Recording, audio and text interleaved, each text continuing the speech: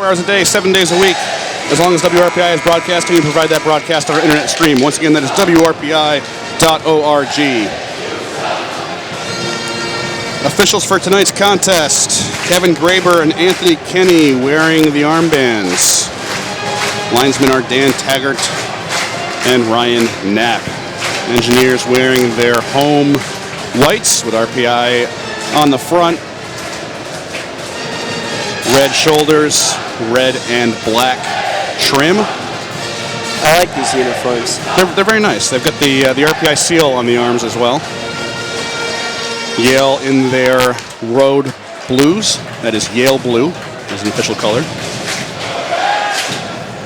With white trim, Yale and the player's number across the front. Engineers will be skating from right to left across your radio dial here in the first period. Hitchcock will face off against Whiffing to get this one underway, and the Bulldogs come away with the opening face-off. They send it down into the RPI end. Lyndon Marshall behind his net to control it. And RPI will look to break out. They have it out to center. And now coming into the zone is Ted Hart. The Cumberland, Maine native is rubbed off the puck. Bulldogs swinging it back behind the net for Hart. Hart will just kind of try to dump pass for Snively. Now Hart behind the net, back for Snively again. Snively looks up, and he takes a hit from Todd Burgess over in the corner. I'm sorry, that's Jared Wilson in the corner. Puck comes out of the zone. That is off the Bulldogs need to touch up. Prapavessis was there without a stick, so he wasn't unable to play it, but fortunately the Engineers able to move out and get themselves a line change. Just 1 minute into this contest. Still no score, no shots either. Bulldogs send it down into the RPI end. Will Riley behind his own net. That's it up for Tierney. Tierney tries to clear. It's picked off and kept in the zone. Marshall's just going to try to shove that one off to the side. It goes out to center, and it is Yale curling around to pick it up. O'Neill, the Latham native, comes into the zone with it. Looks to take a shot. Now takes a shot. Saved by Marshall. Goes behind the net. Yale still with it now. O'Neill along the near boards. Dumps to Matthews. Matthews takes a quick shot. It was a rising shot up over the net. I'm not sure that Marshall saw it, but it doesn't really matter anyway as the Engineers come away with it. Here is Jesper Orval along the near boards. Lofts it into the zone. They're going to wave off icing as Tierney's the first one to it. Tierney's up to Burgess, who sends it behind the Yale net, and the Bulldogs will take over. Intercepted by Burgess, though. He tries to swing it back into the zone, but it goes back out to center. TJ Samick now shoots it in from the blue line. That's gloved down by Kaspersky, and we'll get a whistle. And one of the things Coach Smith talked about was breaking out together. And you notice as TJ Samick dumped that puck right on net, there were 3 Engineers zooming right in on Kaspersky. So far in the first couple of minutes of this one, the minor possession edge going to Yale, but the face-off now in the Yale zone. Evan Smith will take this face-off against Jacob Hayhurst. And it is the Bulldogs coming away with it. Mitchell Smith along the far boards. His RPI forechecks. Yale now able to get it out. Moving forward now into the slot, and a shot goes behind the net. Coming around, back around with the rebound is Yale. And RPI is able to get that one out of danger momentarily. Evan Smith now back for a shot at the point is blocked. Still taken by the Bulldogs, but it's put back out to center by Evan Smith, and the Bulldogs have to regroup. In fact, they're just going to go ahead and change. So an unforced error helps the Engineers out of a jam right there, as RPI very close on that one to giving up the game's first goal. Neil Orval is going to send that one down. Kaspersky behind his own net. He had an Engineer crashing in Reisinger, but Yale will eventually break out of their end. Tyler Welsh sends it down into the RPI side. Marshall's just going to swing that one around the boards. That one goes all the way down the ice, and icing is waved off as Billy Jerry was down there close with Matt Foley. Now a big crunching hit behind the Yale net. That was Jaron Burke taking his man down. He gets some applause from the Engineer faithful. But Yale still able to end up with a puck. They'll send it out to center. RPI takes over in the neutral zone. Here comes Billy Jerry along the near boards. Collects the puck in the near corner. Looks up. It's dealing with Matt Foley. Foley is trying to take it to Jerry and kind of sends him into Ted Hart, who's able to pick it up for Yale. Yale clearing it out of the zone. Here they come, 2-on-3. Speeding into the zone, shot saved by Marshall. He covers up for the whistle. Yeah, Marshall doing a really nice job after a little bit of a defensive breakdown by the Engineers. He came right back and knew exactly where the puck was behind the net, stuck his skate out to make the save on that last possession. This Hitchcock line for Yale certainly has some speed, and they showed it off right there as an opportunity by, I think that was Ted Hart, ends up being saved by Marshall. Yale with the puck in the RPI end. Turnaround shot, and that never got on net, and that'll end up out to center as Liljegren gives chase. Yale with it now, heading back down the other end. Tie up near the far face-off circle, and that just ends up squirting all the way down the ice, and that will be called icing on the Engineers. One thing I noticed about the Engineers is that they're trying to be very physical, and just taking a look up and down the Yale lineup, their biggest player is Luke Stevens at 6'4", 212 pounds. Meanwhile, the Engineers have two guys on two lines that are each 6'3" and over 200 pounds. So Engineers trying to assert their physical presence. Face-off in the RPI end. Yale has won all three face-offs so far this evening, and call it a fourth one as they pick up the win in the face-off circle. Puck goes behind the RPI net. Engineers will be the ones to collect it, and they send it out to center. Again, heading all the way down ice is Walsh. There won't be any icing on this one. Yale trying to move quickly down ice. That was sent in from the red line. And now RPI will look to break out themselves. Nice headman pass. Here comes Polino. He gets it over for Orval. He can't get a shot off, though. And Polino along the near boards now. Back up to the point. Shot by Grant. That's gloved down by Kaspersky. And that was one of the lines that I picked out in the pregame. I saw that they had two really quick guys on the wings, Orval and Polino, and though they didn't connect on the pass, they came right into the offensive zone with a lot of speed and generated a high danger chance. Polino especially was excellent in working the puck into the zone and found, or at least tried to find Jesper Orval with his pass, but they just weren't able to connect. So probably one of the better opportunities so far for RPI, who wins the first face-off, their first face-off of the game. Now a turnaround shot by Emil Orval gets blocked. Now a shot by Samek for the point goes just wide, picked up by Burgess. Now for Grant near the point. Grant will send it behind the net. That is Emil Orval. He looks up, spins around, trying to get around his man. He has Evan Smith bothering him there behind the net. Smith is the one that will come away with it.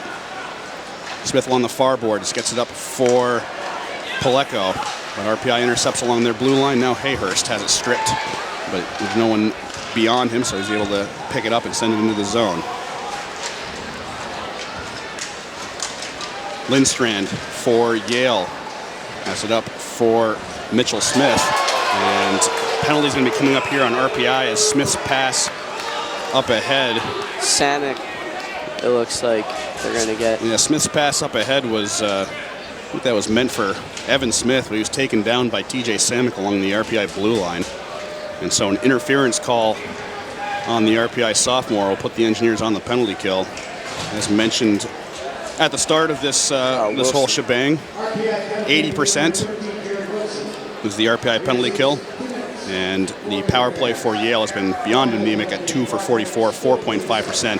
Just a quick correction, it is Jared Wilson getting the gate for RPI interference, the call.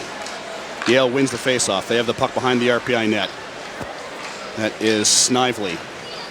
Looks over and gets it to Hitchcock. Hitchcock on the near boards, sends it far boards for Foley. Matt Foley along the far boards, looking, moves it behind. It was intercepted by the Engineers. They're trying to swing it out, and it's going to just get kept in there at the blue line. I think that was Anthony Walsh. Here is Ted Hart in the near corner.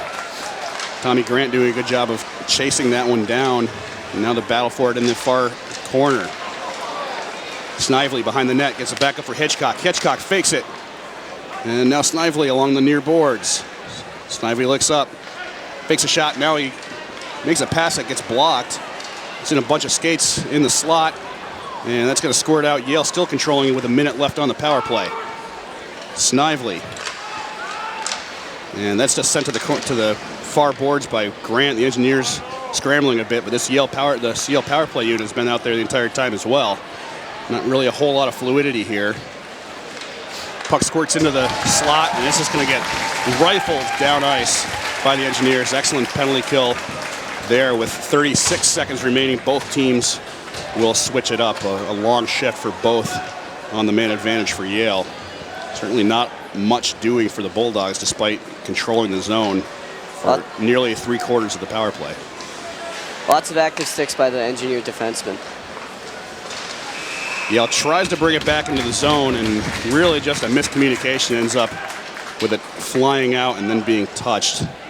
Just not a good move up ice by the Bulldogs, and you start to see why it is that they're struggling on the power play. Yeah, it looks like they're trying to set up behind the net almost. They've sent 2 guys behind the net most of the time, and the Engineer defensemen have just thwarted their opportunities. 16 seconds left on the penalty to Jared Wilson as the faceoff comes just outside of the RPI end.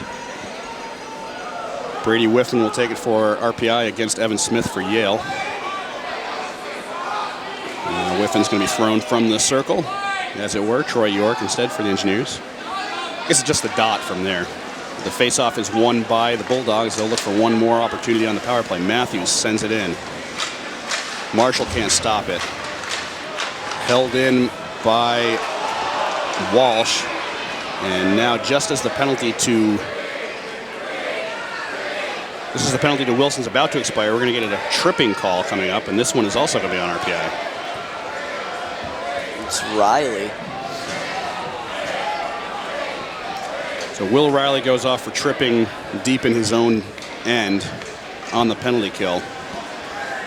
You can see it happened in the far corner behind the net, just on a puck battle. So Yale with a 2-man advantage for 3 seconds, and then they will be continuing on the power play after that, although they certainly need to tighten up their opportunities as the majority of the Wilson penalty has been pretty rough. O'Neill with it along the blue line. The Engineers back to 4 with a shot by Paleko goes wide, and that ends up all the way out of the zone. Now the Engineers with an opportunity shorthanded. Here comes RPI. That shot is saved by Kaspersky. That was Patrick Polino moving in quickly to pounce on that puck after it zipped out of the zone. Definitely a great opportunity for RPI to score their first shorty of the year, but that one ended up going by the wayside. O'Neill brings it into the zone for Yale as it's taken off this stick, and Grant is the one to it in the corner. Both teams doing battle. Yale comes away with it. Moving quickly to the net, but no shot. Now Grant back with it, and he'll just backhand it out of the zone. That one goes all the way down the ice. 1:14 remaining on the penalty to Will Riley. Patrick Polino, as Coach said, was one of the best guys in practice this week, and he just came right off the bench after Jared Wilson got out of the box for that opportunity. Yale looking to move back in on the attack. Foley brings it over the blue line. Leaves it for Hitchcock. That's a shot into the slot, but Hart can't pick it up. And now it's Foley along the far boards. Foley looking. Behind for Hart. Back to Foley. Now a big slapper from the point. That's blocked by Samick, and he'll just get it out. Walsh with that one. Never got on net as Samick got his big body in front of it and just sent it all the way down ice. Yeah, one thing I noticed is that the Bulldogs don't seem to be crashing the net. It's almost out of fear of the big RPI defenseman. 30 seconds left in the penalty to Riley as Yale brings it back into the zone. Snively along the boards. Prapavesis trying to come away with it in the near corner. Ends up back on the stick of Foley, but is brought back out to center, and now an opportunity for Whiffing. Whiffing coming in, takes a shot, looking for that upper corner, and he goes just wide. And now the puck's going to go all the way back down ice, but RPI is still in control, so they will just let this penalty expire. Yale now 2 for 46 on the season as their power play woes continue. He's back to 5 inside. Yale with it still. Now a shot from the far face-off circle is saved by Marshall. That was Brett Jewell taking his first shot of the night. And a good job by Marshall to cover up as the Bulldogs are starting to get a little bit of a late push after their power play expired. Yale dominating this game in the face-off circle as they've won 7 out of 8 so far. They also have the 4-2 shot lead, but are 0 for 2 on the power play, and we are still scoreless here with 2:07 remaining in the first period. Yeah. Face off in the RPI end. We'll call that one an RPI win as the Engineers come away with it and get it back out to center. Sent back in by Adam Larkin around the far boards. Billy Jerry behind the net giving chase to the loose puck. Burke tries to move it forward. It's picked up by Jewell. Jewell brings it behind the RPI net. He gets taken down by Wilson and comes away with the puck. Wilson sends it out. It's picked up by Larkin right at the red line. He just slaps that one back down into the RPI end. Fancy stick handling there by Marshall. And that puck is going to end up going all the way down ice for icing, but Jaron Burke was looking to get an edge on Billy Sweezy to maybe get that one waved off and goes cascading into the net. Yeah, good effort there by Jaron Burke. That's what you like to see from your fourth line, a group of grinders and giving it their all on every shift. For a guy who's 6'3" and 215, and Joe, you and I were talking about this before the game, he has some deceptive speed for his size. I wouldn't call him fast for a hockey player overall, but for his size, he certainly has some wheels, and that's something that we saw right there was his ability to use that speed to his advantage. Yale comes away with the face-off in the RPI end. Sweezy from the point just kind of takes a weak shot that goes over to the side of the net. Now a shot goes just wide of the net. Marshall was in good position to stop that one, but didn't need to. Now the Bulldogs again will take another shot. That's blocked by a Yale player in front of the net. Now Sweezy picks it up, trying to take a shot from the top of the slot. He can't get any decent stick on it either. So Yale continuing to hold the puck in the RPI end, but really not getting good opportunities. Now Sweezy takes a shot. That's saved by Marshall. Another shot on the follow-up. Where's the puck?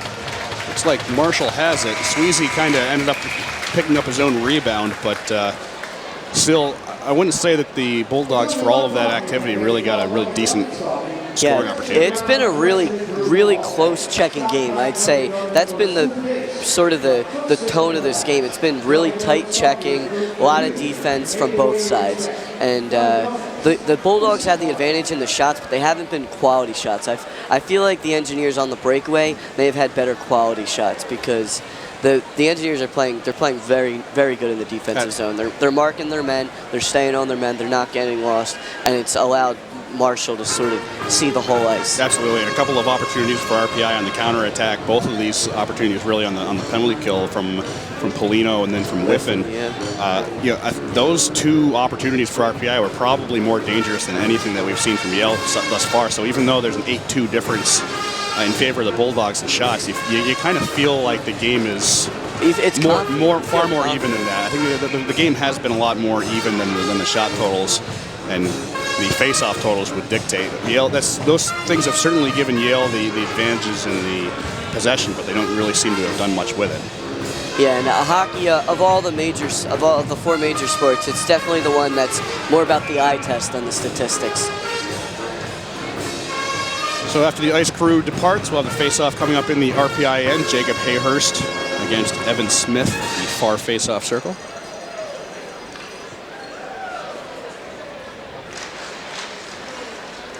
And it is the Engineers coming away with the victory on that one. They'll move the puck forward.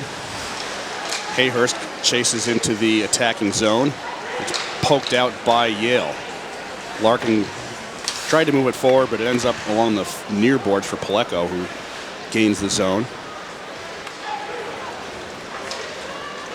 Now Emil Orval has it going forward. Engineers just onside, and a shot from Burgess along the far boards is easily saved by Kaspersky, and he hangs on for the whistle.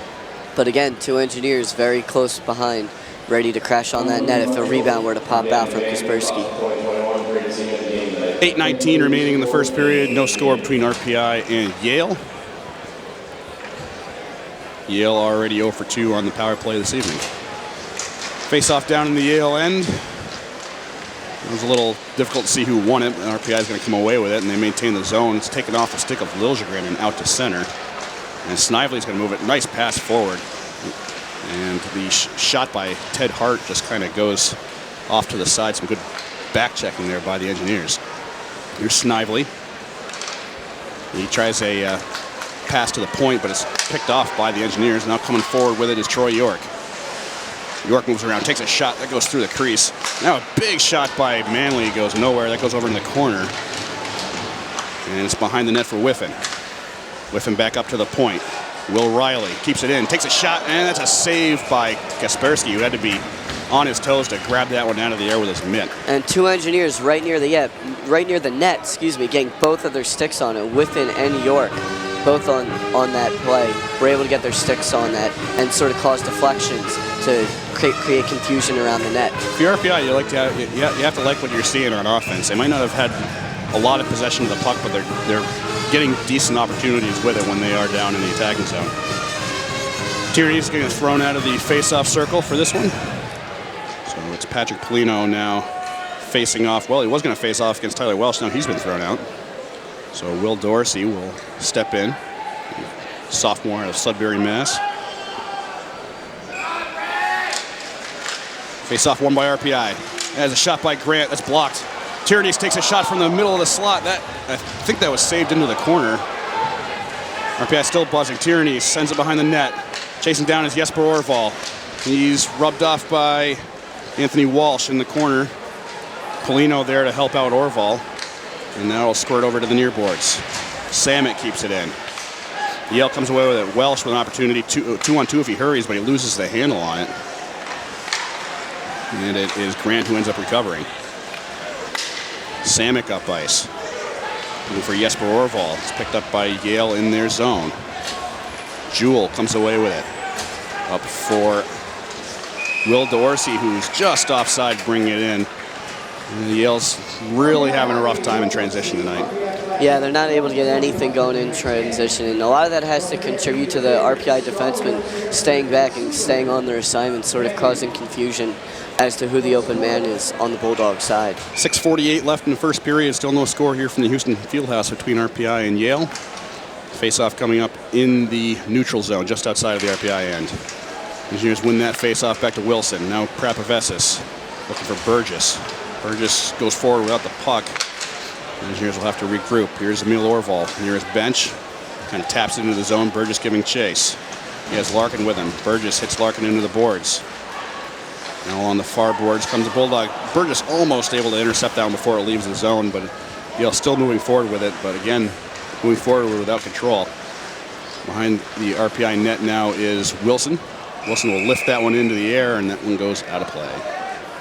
So a stoppage here with 6:17 left in the first period.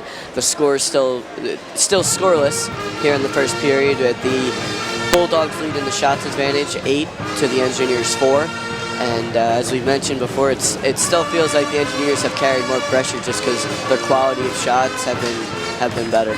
It is kind of surreal. I mean, there's a definite possession edge for Yale, but as far as quality opportunities, RPI with the lion's share of those.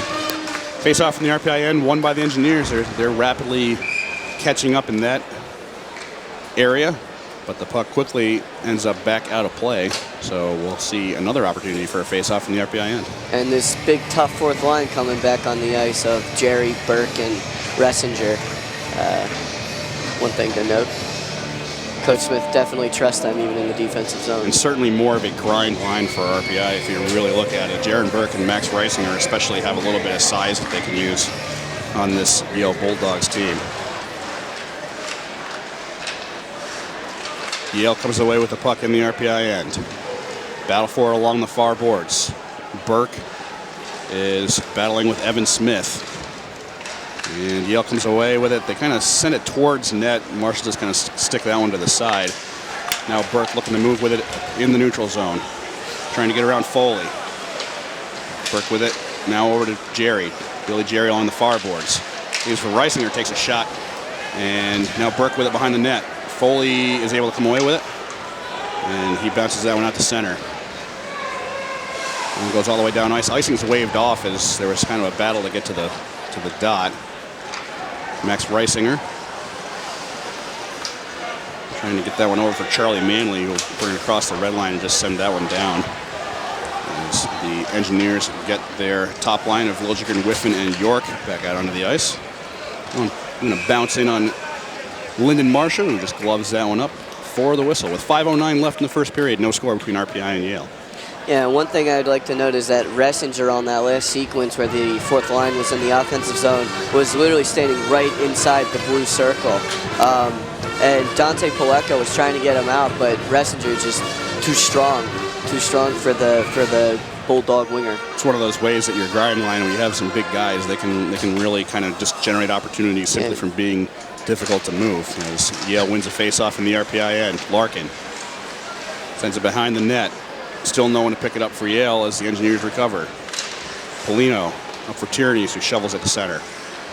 Now Adam Larkin back across for Brian Matthews. Here's Larkin, the senior out of Clarkston, Michigan, sending it up and trying to send it into the zone, but ends up going off the stick and out of play. Yeah, I believe it was Polino's stick holding on the blue line. I think that was, you're going to say that was touched in the neutral zone, so the faceoff is going to be at center ice.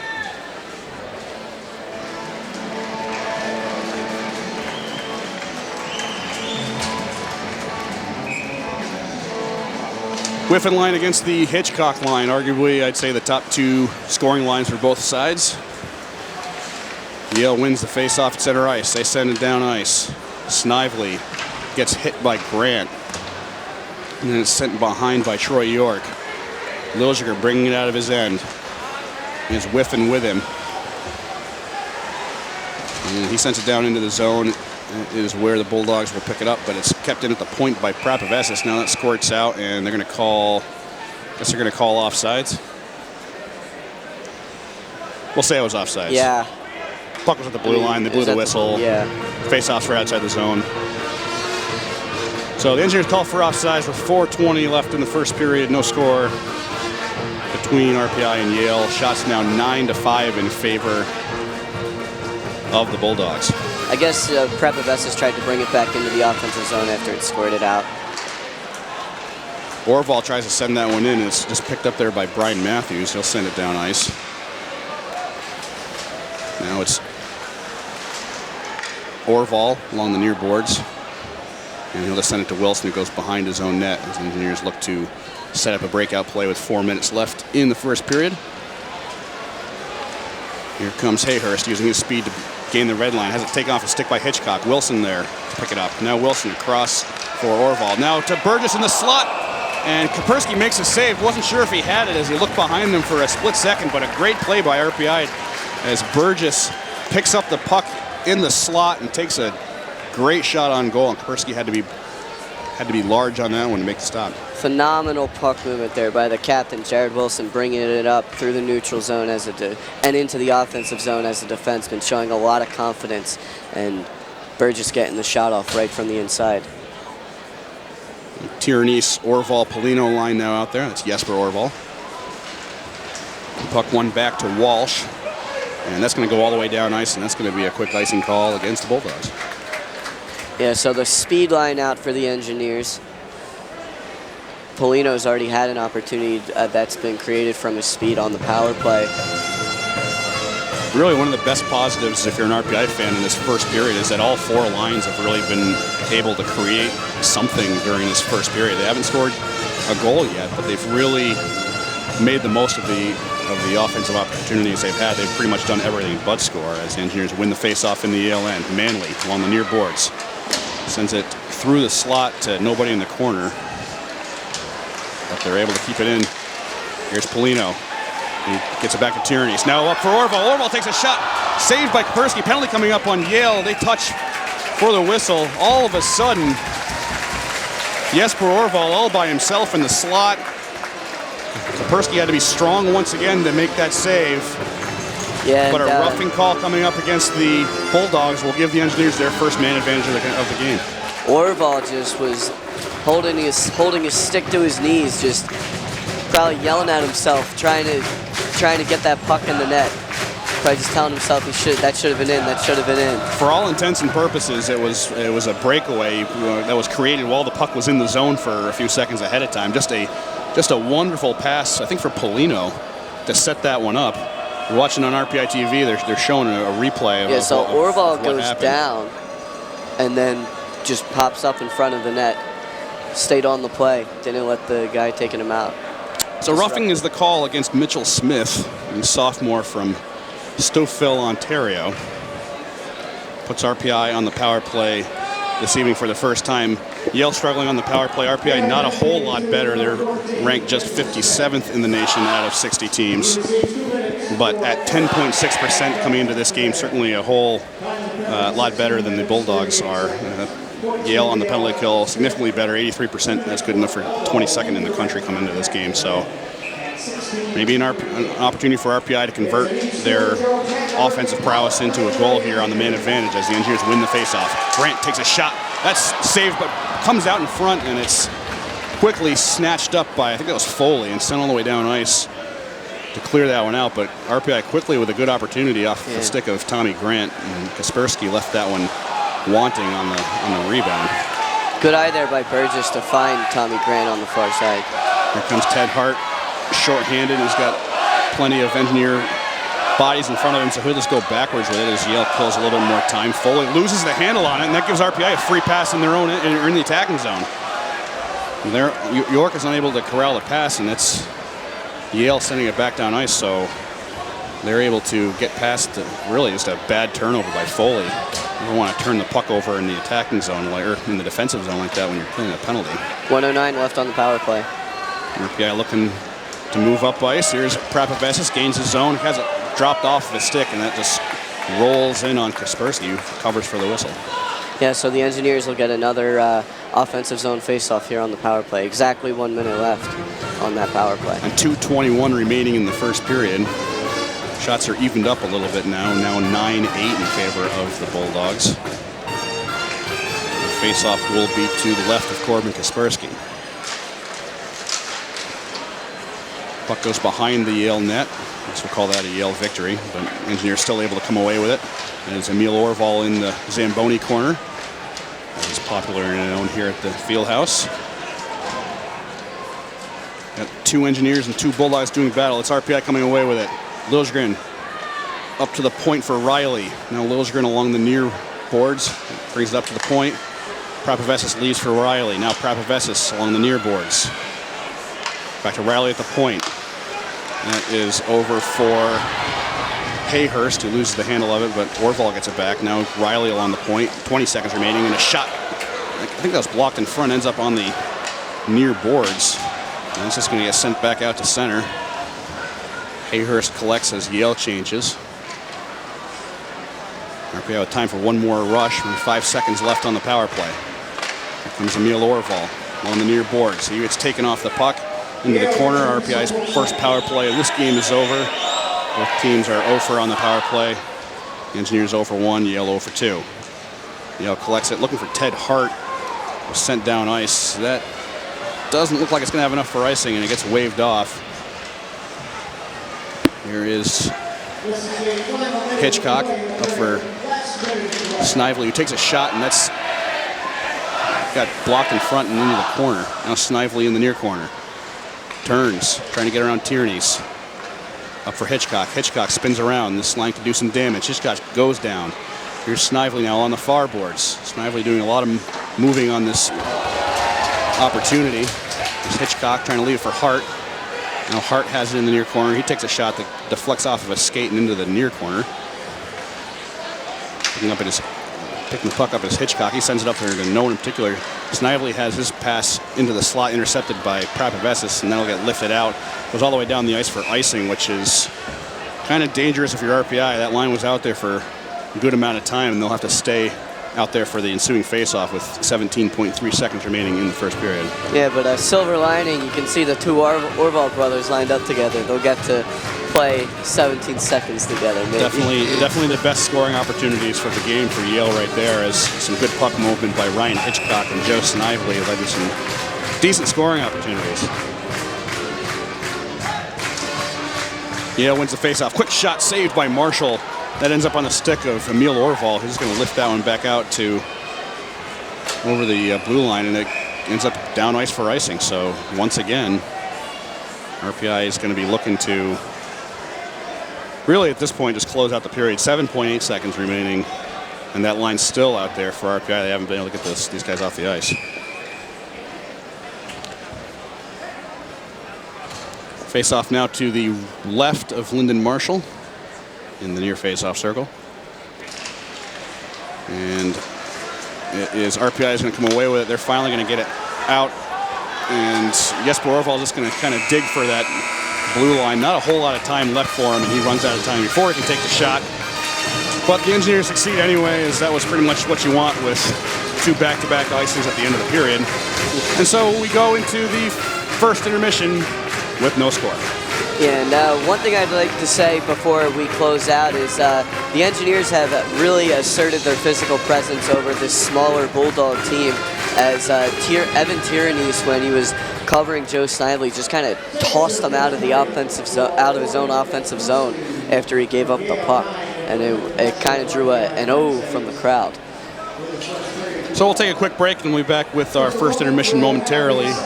Your score after 1 period of play is RPI nothing and Yale nothing. You're listening to live coverage of Engineers Hockey on 91.5 FM, WRPI Troy. Tonight's contestant will have 60 seconds to grab as much money as they can floating around inside the Seth money machine. The best part, they get to keep whatever they hold, and Seth will match that amount and donate it to charity. Welcome tonight's contestant for a round of applause for Henry Bailey.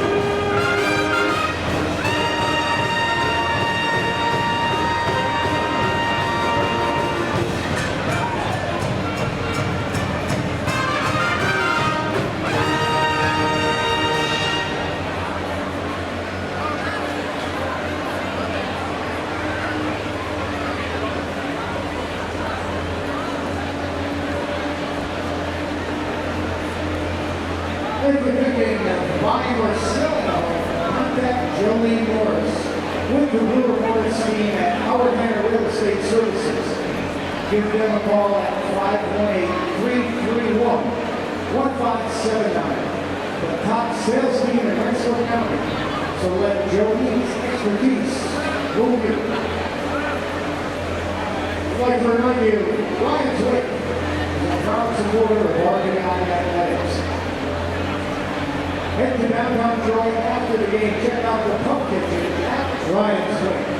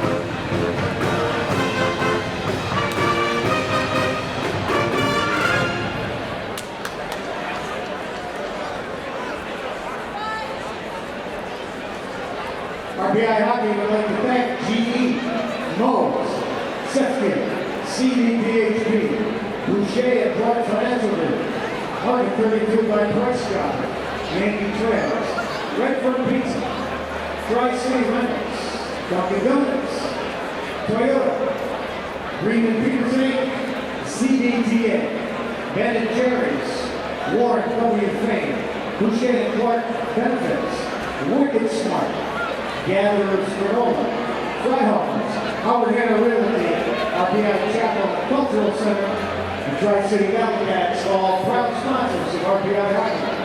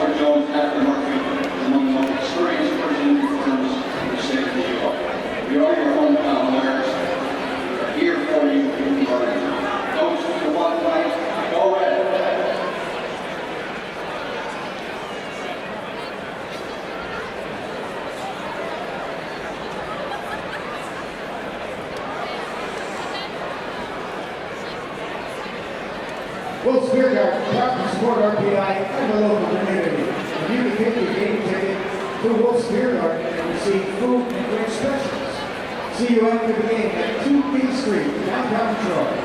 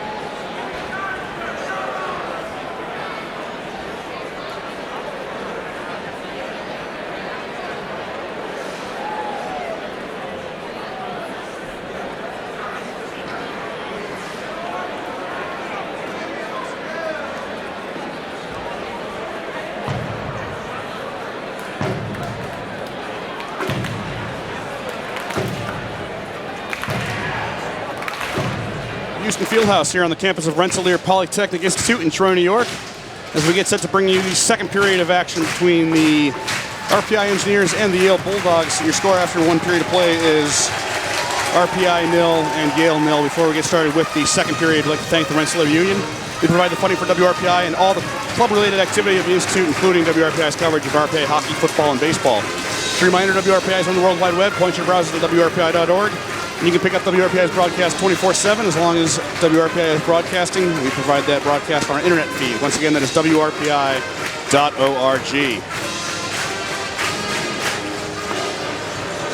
Women's hockey, RPI taking on Brown at the moment out in Providence, Rhode Island. The Engineers had a 1-0 lead for much of this game. A power play goal by Jamie Grigsby, her 5th of the year, from Shayna Tomlinson and Whitney Wren at 9:03 of the first period. Had RPI up 1-0, but the Brown Bears just getting themselves back into it just a few minutes ago. A shorthanded goal by Sam Donovan, her 4th of the year, as at 1-1. There's about 2 minutes left to go in that one, and we'll try and get you an update, if not during the second period, maybe during the second intermission.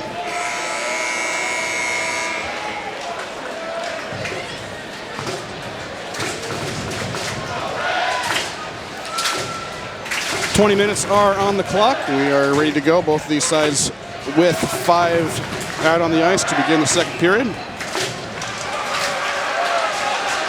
And the puck ends up down in the RPI end to begin this middle frame. Polino tries to poke it away. DeSantis whiffs on it, and the Engineers going back the other way. Here's Jesper Orval, takes a shot that goes off Foley and into the stands.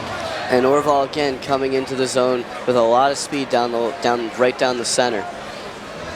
That quick line out there for the Engineers. RPI moving pretty well in transition in this one, but still no goals to show for it.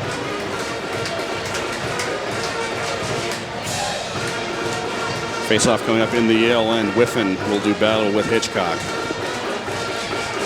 Hitchcock, the senior out of Manhasset, New York. It's out on Long Island. RPI wins the face-off. Here is a shot from Prapavesis that goes wide. I don't think Kaspersky saw that one, but it was well wider than Cage. Battle for it along the near boards is won by Whiffin. He's still trying to get Hitchcock off of him. Ryan Hitchcock battling with Brady Whiffin, the two forwards over in the far corner. Sweezy comes to help out, as does Troy York. York picks it up. Now Liljegren along the near boards. Looking up. Takes a shot that goes off of Walsh's stick and into the corner. And they're going to say that was played with a high stick. So the faceoff's going to come outside the zone. Whiffin arguing with the referee now, trying to plead his case. So 19:07 remaining in period number 2.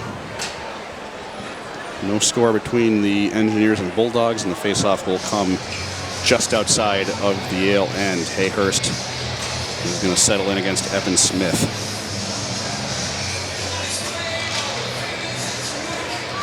Yale wins that draw. They send it down through the neutral zone. It was picked up by Riley along his own blue line. Now he'll send it in. Kaspersky's just going to punch that one in the corner. It's picked up by Matt Foley.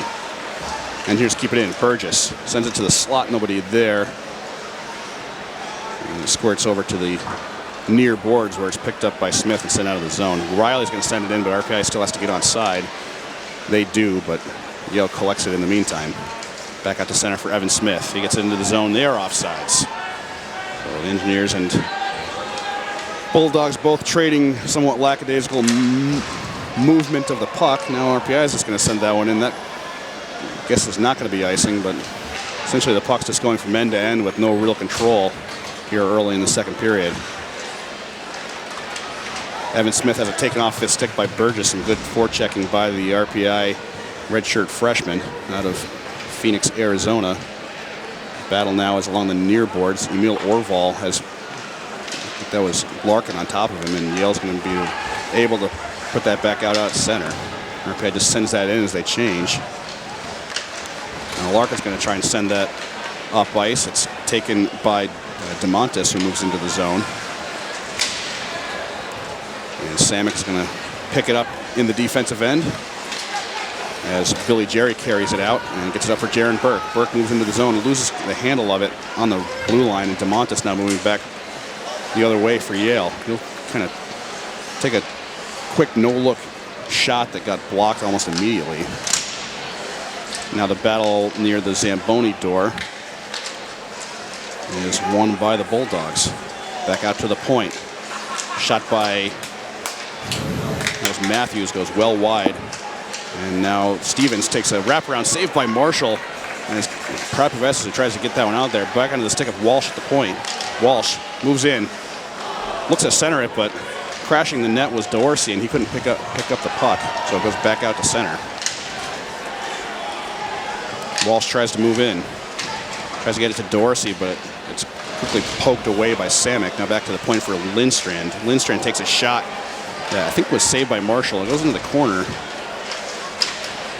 And now Samick is going to be the one to come away with it. He just whips it looking for Polino, but behind him. And that ends up going all the way down ice for icing. Yeah, the Bulldogs are coming out with a lot more energy here in the second period. It's almost like they have a sense of urgency, but Marshall up to the task so far. Certainly more Yale opportunities here in the second period, and that last sequence was certainly a good one for the Bulldogs. Got some good passes strung together, and they were moving the puck well. Now it looks like we're going to have a... Looks like they're going to... The Engineers, I believe, have called timeout. Yeah, this is one of those timeouts after an icing call, especially considering that the Bulldogs were moving the puck pretty well down there. You want to call that timeout in a situation like this. You don't want to give up the later game goes scoreless. You still don't want to be the one to give up the first goal, especially the later it goes. So really, just that's how RPI is going to get the opportunity to change their lines right here. They're going to take that right now, keep this a scoreless game. It's a smart call there by Coach Smith. Going to overtime in Providence. Still tied 1-1 between RPI and Brown in women's hockey. Lovisa Solander is in net for the Engineers. She's made a total of 38 saves on 39 shots, so another big evening for the RPI netminder. Terrific as always. Brown's certainly a team that's looking to bust out of the doldrums in women's hockey. They used to be a real power in women's hockey, but they've had several rough seasons, and they're finally starting to try to turn that back around here in 2017. Well, the face-off down on the RPI end is, well, it's more or less won by Yale, I guess. They're going to be the ones to ultimately come away with the puck. Now the quick shot saved by Marshall, but it's loose. Still loose in the slot, comes back up to the top, and another shot is blocked by Liljegren. Yale still with it. They take another shot. That was careened off of something in front of the net. And now the puck along the near boards. RPI evading with that one. Just a grand opportunity for Yale. Probably the best of either team in this game to score. They still come away empty-handed. Now the Engineers in the attacking zone. Liljegren has the puck along the near boards. He swings around towards the top of the slot. He takes a shot that gets blocked. He is able to come back up with it on a stick before it leaves the zone. Down low for Whiffing. Back to Lilsgren with a one-timer save. And he ends up with the puck and tries to take a backhand, but he's being defended very well by Ted Hart. Now Prapaves is deep in the zone. Wanders back up to the top of the slot. Has it now for Wilson, who's deep. And he has it taken off of his stick, and Yale looks to break out. Errant pass goes off the near boards and all the way down for icing. Really just a wasted opportunity there by the Bulldogs, but some decent stick work by the Engineers in their attacking zone. One thing I'd like to note is that Jesper Orval came back on defense to cover for Jared Wilson when he went below the red line. And Wilson was as a deep. result, was able to Wilson was deep in that zone when he had that taken off of his stick. So as a result, Engineers able to keep the puck in the offensive zone. face-off won by Yale. They'll rifle it back out to center. And that's going to head down ice again. No icing this time as Riley goes down to collect. Riley up for Polino. He taps it into the zone, but it's picked up by Evan Smith. Now Anthony Walsh going across. Taken by Manley, and that goes back out to center. Here come the Bulldogs back in. Lead for Walsh. Walsh looking to back in. Shot, a couple of more shots down from down low, and then Marshall covers up for the whistle. Just a reminder, you're listening to live coverage of Engineers Hockey at 91.5 FM, WRPI. Troy, Tom Reel, and Joe Piscicano here for you on the call.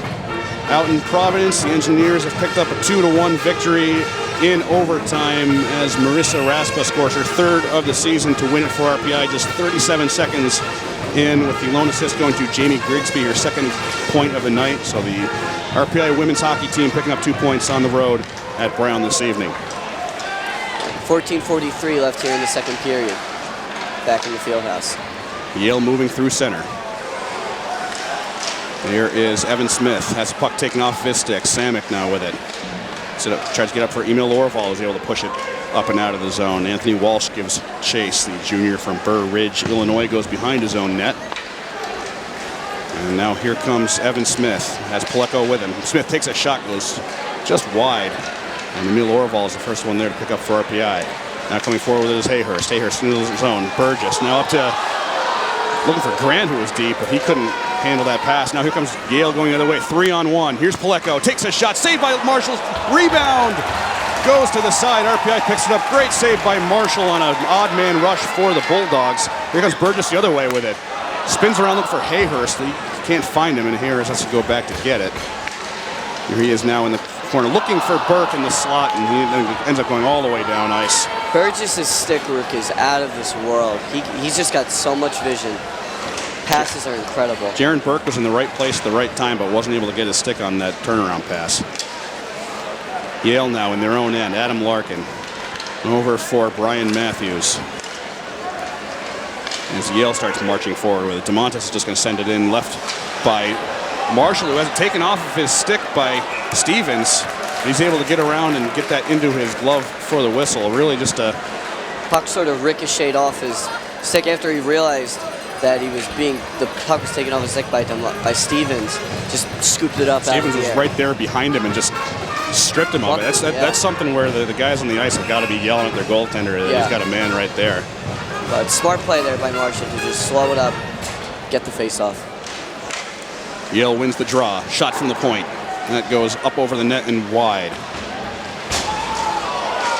Now puck along the end boards. Whiffing puts Stevens up against the boards. Manley doing battle now, and it is Riley who comes away with it. Riley up out of the zone. Lilsgren is just going to send that one down. And Troy York just absolutely clobbered Larkin, and a quick shot goes over to the near boards. Another shot. That was a backhanded opportunity saved by Kaspersky, now behind the net as Whiffin does battle. York trying to get his man as Riley takes a kind of a weak shot, goes over towards the near boards after it was shoveled by the Bulldogs. Now here comes Yale into the zone 1-on-2. Tight angle shot is saved into the corner by Marshall. That was Kevin O'Neill, the Latham, New York native, with that opportunity for the Bulldogs. Puck now back out to center. Polino sends into the attacking zone. That is Dorsey near his bench. He's just going to send it down for Marshall to pick up. Now here comes RPI the other way. They have some speed. Here comes Tyrannese on the near boards. Loses the handle on the puck, so has to curl around with it. Tries to send it in for Polino at the top of the slot, but it's intercepted by the Bulldogs. And here comes Brett Jewell. He will send it down ice, and it's taken by Grant in the defensive zone. Out to center for Tyrannese. Tyrannese now on the near boards. Waits. Looks for Samick at the top of the slot, but he can't control the pass, and it's back out to center. And now we're going to have, I believe, a boarding penalty. I'm not sure they're calling a penalty. They might just be slowing up. might have blown the whistle because Hitchcock was a little bit slow getting up after being hit. I'm not sure that they're calling a penalty. No, Samick's just going to our bench. So. Yep. Excuse me. Not too many penalties in this one so far for either team. RPI has taken a couple of them in the first period, and Yale took one, but so far midway through this game, that's all we've had for penalties in this one. Still no score between RPI and Yale, 11:29 left, and now we take a penalty, of course. This is going to be a boarding call against the Engineers, maybe a little bit of a makeup maybe for... a trip, I think, we'll see. I saw a stick get under Koleko's leg, and he sort of he fell over, so... This is Burgess going off for boarding. So with 11:28 left in period number 2, Yale goes back to the power play. And as we discussed in the first period, to call Yale's power play anemic would be probably generous. As of this moment, they are 2 for 46 on the man advantage, and they are on their third one this evening. They have yet to hit pay dirt. RPI controlling the puck after the faceoff, and some bad luck for RPI as Grant puts that one up and out of the ice surface, so another face-off coming up in the RPI end.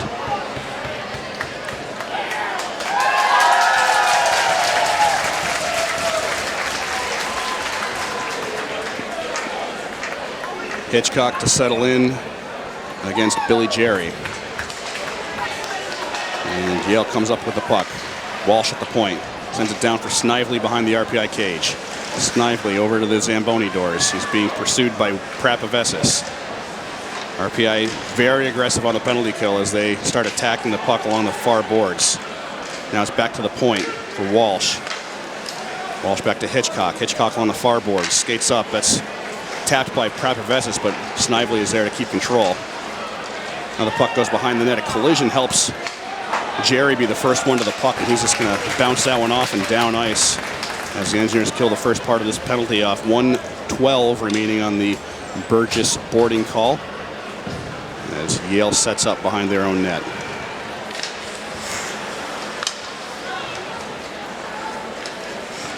Crossing the blue line is DeMontis. And he loses the handle on it, but he gets it back. Tries to come around. No, quick shot by Larkin. It was just kind of floated in after his stick was checked, and Marshall had to be big on that save. Not easy when it comes into you slower than you're expecting it, but Larkin now with it. Tries a cross-ice pass, but that goes all the way to the boards. Now back for Kevin O'Neill on the blue line. He takes a shot. That's tipped up by Tyrannese. RPI still can't clear that out of the zone. Now it's behind the RPI cage. Polino without a stick. Engineers down to 3 men with a stick in their defensive zone on the penalty kill. Wilson comes away, and he'll get it down ice. That was touched by O'Neill with a high stick, and he really doesn't have much of a choice but to play it. So some good luck for RPI there as they're able to get that one out. With just 16 seconds left on that power play. Patrick Polino lost his stick. Wilson able to get that one out, and now a penalty or a face-off coming up in the neutral zone thanks to that puck played by O'Neill with a high stick. And actually, that's going to end up all the way down into the Yale end with 16 seconds left on the penalty kill for the Engineers. So. And with just under halfway through the game. Very, very fortuitous right there, I would say.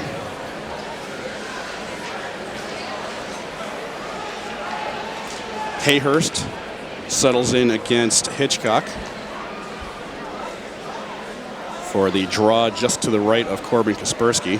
And Hayhurst is going to get tossed in favor of Troy York.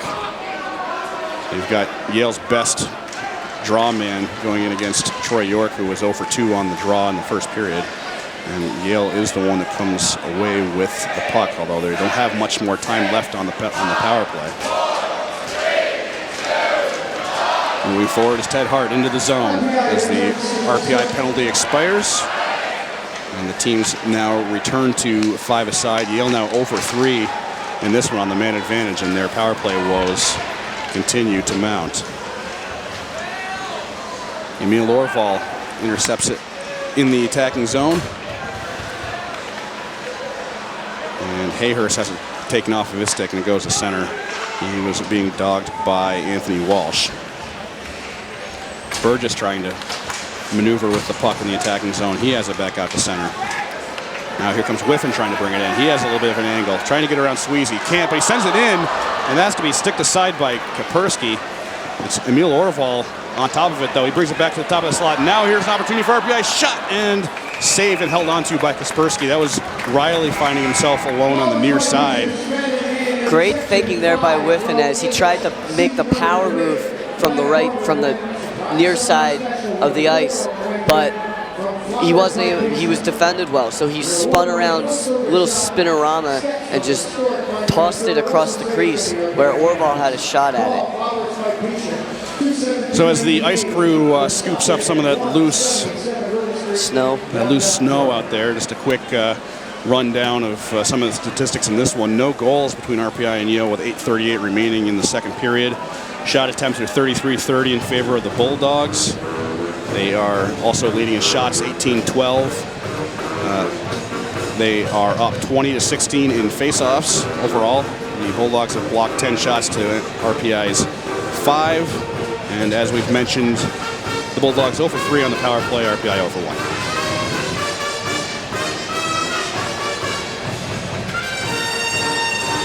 Eventually somebody's got to break through, right? Still scoreless here. Well, they're not gonna require it, but it certainly is a common feature. And the later this game goes, the more important that first goal becomes. And so far, there's no real sign that either of these teams has a definitive edge over the other. So this could be anyone's contest. Back to play. The Bulldogs move through center, have it down on the RPI end, but it's picked up by Charlie Manley. He puts it off of Tierney's skate. And now bringing it into the zone is Jesper Orval. Crashing is Manley, but he couldn't get a stick on it as Orval just sent that one towards the net. Now Yale moving back the other way, 2-on-2. Manley breaks that one up just enough to keep the Bulldogs from getting a decent opportunity. They send that one through the crease. Now here comes Polino. RPI moving 2-on-2. Polino along the near boards. Has it taken away from him by Larkin, but he gets back onto it behind the net. Now on the far side, a shot, and that's a save by Kaspersky, but drops right in front of him. And unfortunately for the Bulldogs, Will Dorsey is there to pick it up and move it down ice. Glove down by Marshall. Now RPI looking to move the other way with it quickly. Liljegren gains the zone. Looks like he was kind of looking for York with a pass, but ends up in the corner. Now Liljegren goes behind the net. Has it taken off by Brian Matthews. Now Walsh into the near corner. Gets it up out of the zone, but Wilson is there to collect it along the zone blue line. Matthews battling for it in the neutral zone. It's back out to Prapavesis this time. Prapavesis is being harassed by Stevens as he tries to get out of the zone. Stevens doing a great job forechecking, but that puck ends up on the stick of Whiffing along his blue line, tries to push it in, but loses the handle, and it's picked up by Kaspersky for the whistle. And you can see as we get further and further into the game, the defensemen of the Engineers starting to take more chances toward the net. We just had Manley fly in on the net to try and get a shot off, and Riley a bit earlier, and Wilson, we had Jared Wilson below the red line. So just the Engineer defensemen started to become more and more aggressive later in the game. I have to admit, I was a little shocked to see Charlie Manley all the way down there. It was, it's maybe not a high percentage pass, but he was certainly in a good spot to do something with that one, and a good scoring opportunity for RPI at least. Here's Lindstrand, the Medina, Minnesota native. Moves it forward, but again, Yale moving into the zone can't keep a handle on it. That's been one of their bigger problems tonight, is gaining control of the zone with the puck. And RPI comes away with a 3-on-2 if RPI gets on their horse. Here comes Burgess on the near boards now. Drops it back off for Samek. Samek takes a shot, and that's gloved down by Kaspersky, who holds on for the whistle. Kind of a fluttering puck. I think Kaspersky had to be big on that one. Yeah, and great movement there. Great stick handling there by Hayhurst, taking it right into the offensive zone all by himself and getting that opportunity off there for Samek. 6:29 remaining in the second period. Still no score between RPI and Yale. And the face-off coming up to Corbin Kaspersky's left. And it looks like Brady Whiffing will face off against Ryan Hitchcock.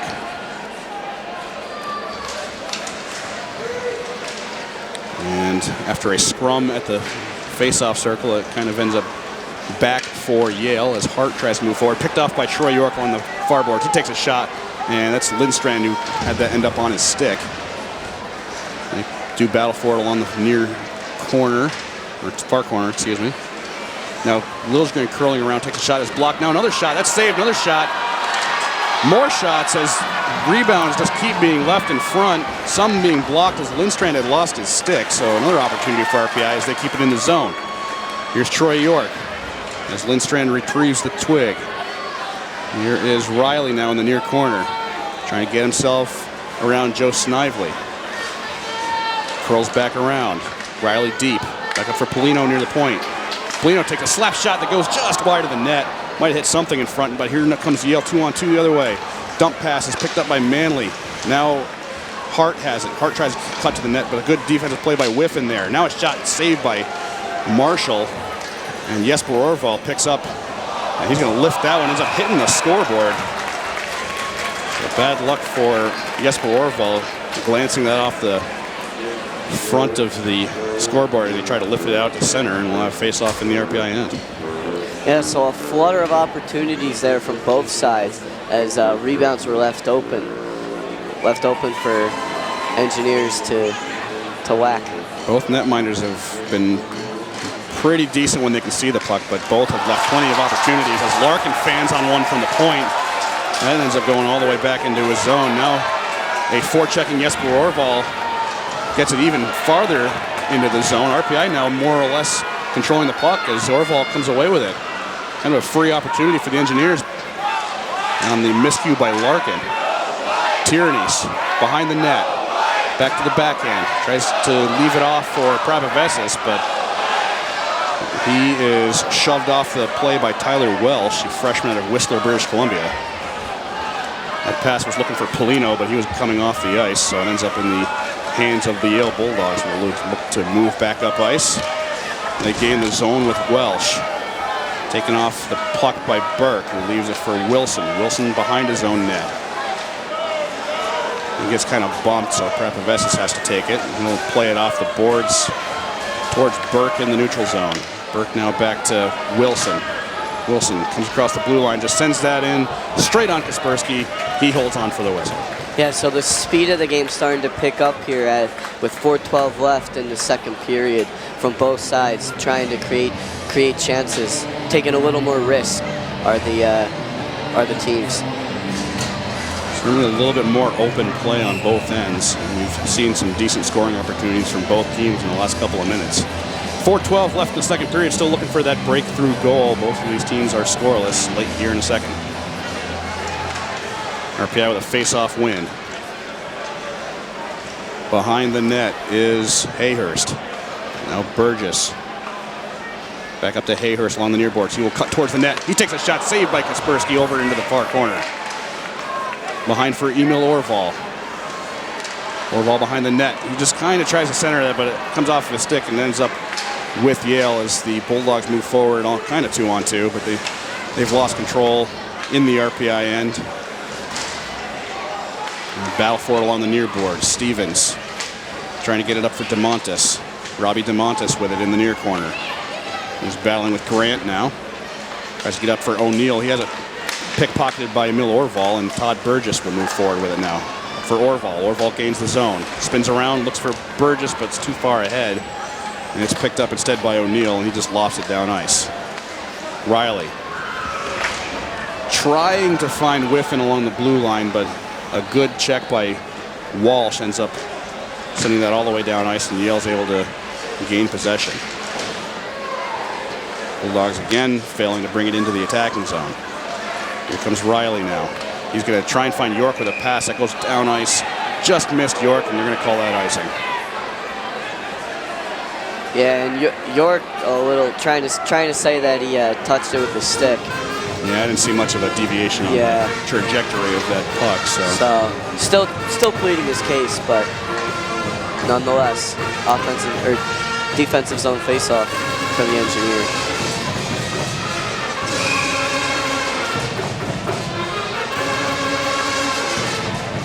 Will Dorsey's going to take this face-off for the Bulldogs. He wins it back, but York is the one that can pounce on it quickest, and he goes forward with it. He splits the defense, but has to go after the puck in the corner. There's Liljegren down there helping him out. He's trying to get Adam Larkin off of him. Yeah, York and Larkin have been going at it all night. Some big hits on both sides of that battle as well, so certainly worth looking at in the near future as RPI continues to battle for it along the near boards. Yale comes away with an opportunity to move with numbers if they hurry. Here come the Bulldogs taking a shot. That's saved by Marshall. He doesn't know where it is, and the puck was just to his right, kind of a wide open cage.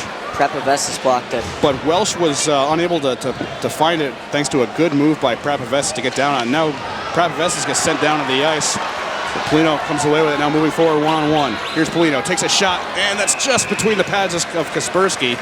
He's a little bit slow on getting down into position for that one, but he's able to hang on for the whistle. Yeah. Kind of Polino almost kind of making something out of nothing right there.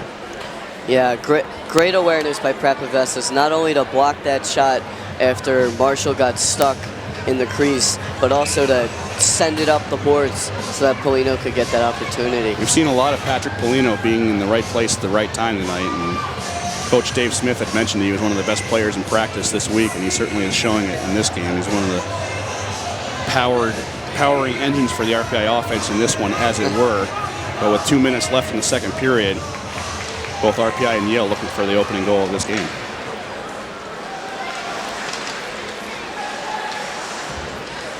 Engineers try to send it back into the attacking zone. It's picked up by Foley, and Foley's going to send it down into the RPI end. Samick is there to try to collect it. Nice pass up to Tyrannese. Now to Polino. Polino can't control the pass from Tyrannese. And now the puck will ping pong at center. Comes away to the Bulldogs. A quick shot is saved by Marshall. Bulldogs still with it. That's O'Neill behind the net. Back up to the point. Foley now. Foley takes a shot that's blocked by Polino.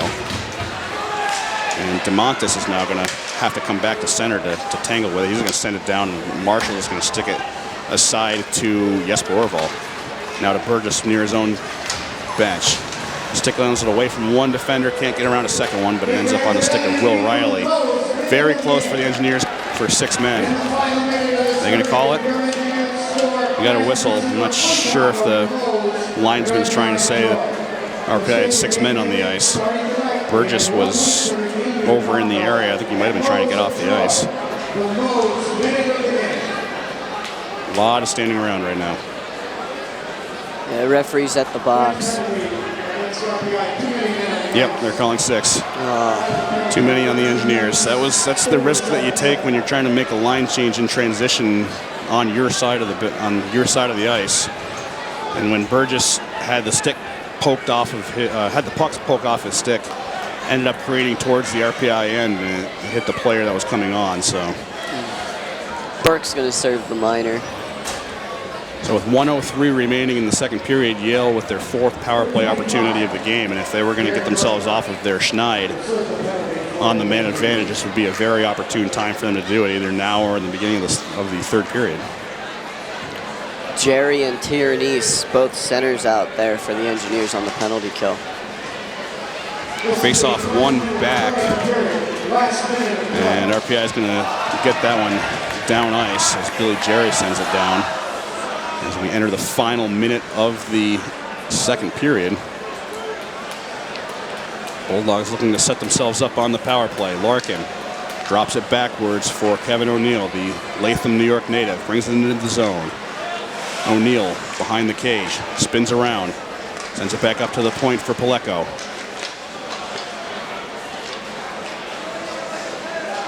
Now behind the RPI net, the Bulldogs lose it, and Prapavessis just sent it off to the Zamboni door. And now that was an odd way of doing things, but it certainly worked out. It's one of the benefits of playing at home, is knowing those bounces. Yale sends it back in. Hitchcock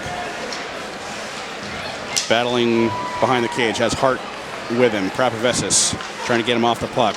Comes back out to center. There's a shot by Foley, and that goes just wide. I think Marshall might have gotten a piece of it, if not stopped in front. Now we're going to, as time expires in the second period, we've got Hitchcock screaming at Jared Wilson, and they tango for a few moments before the officials come to separate them. But 40 minutes into this one, there's still nothing between these two teams, both of which are looking to break the ice and get the scoring started. Still nothing. Yeah, still no scoring here, but many opportune chances from both sides as they're starting to skate quicker and starting to open up the ice a little bit. But you gotta like what you're seeing from your engineers, and they look confident here tonight, and they look ready to pounce on any opportunity that they can get. All right. With that, we will step aside and we'll be back momentarily with some women's hockey discussion for the second intermission. You are listening to live coverage of Engineers Hockey on 101.5 FM, WRPI, Troy. Are you ready? 3, 2, 1, chuck your pucks.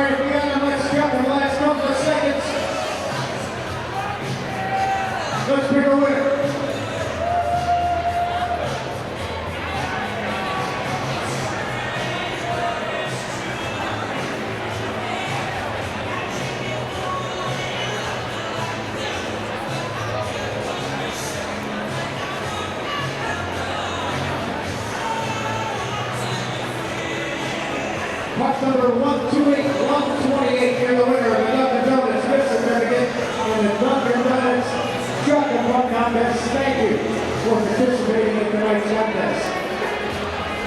I'd like to remind you the Hudson Hall Figure Skating Club is in its 66th year of offering Learn to Skate classes. And they take place right here at Houston Fieldhouse on Saturday mornings. Classes are for all ages. For more information, check out the website at hnfsc.org.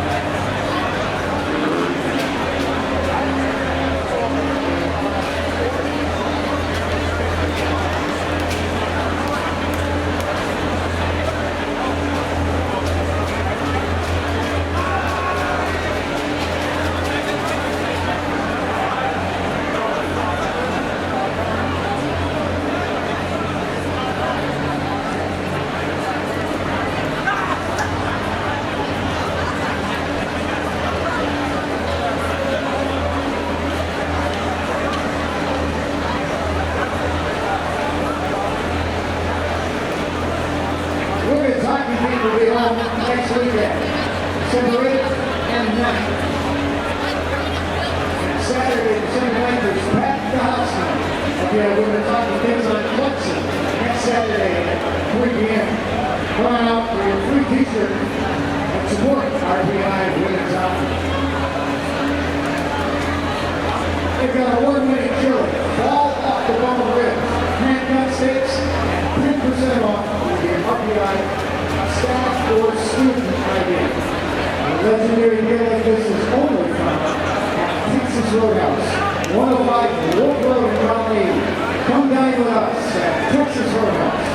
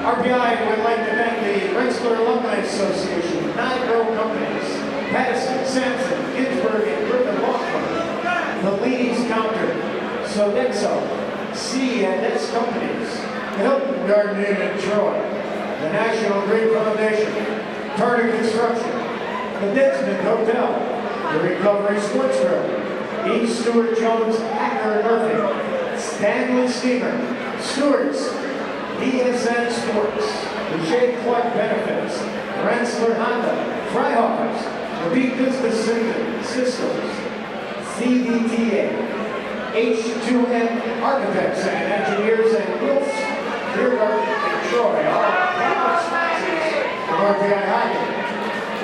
Ready? 1, 2, 4.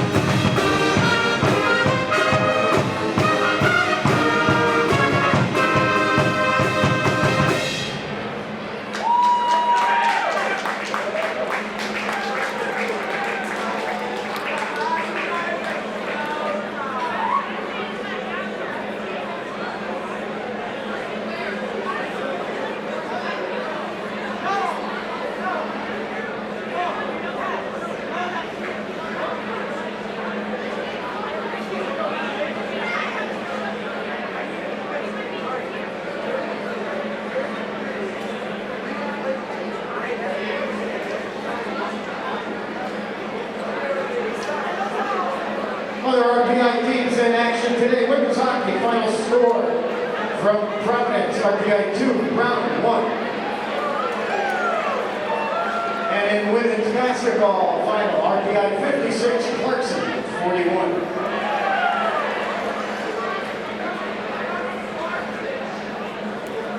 In other ECAC hockey action tonight, all after 2 periods, it's Princeton 7, Dartmouth 2. Harvard 3, Quinnipiac 1. Union 2, Brown 0. All after 2 periods of play.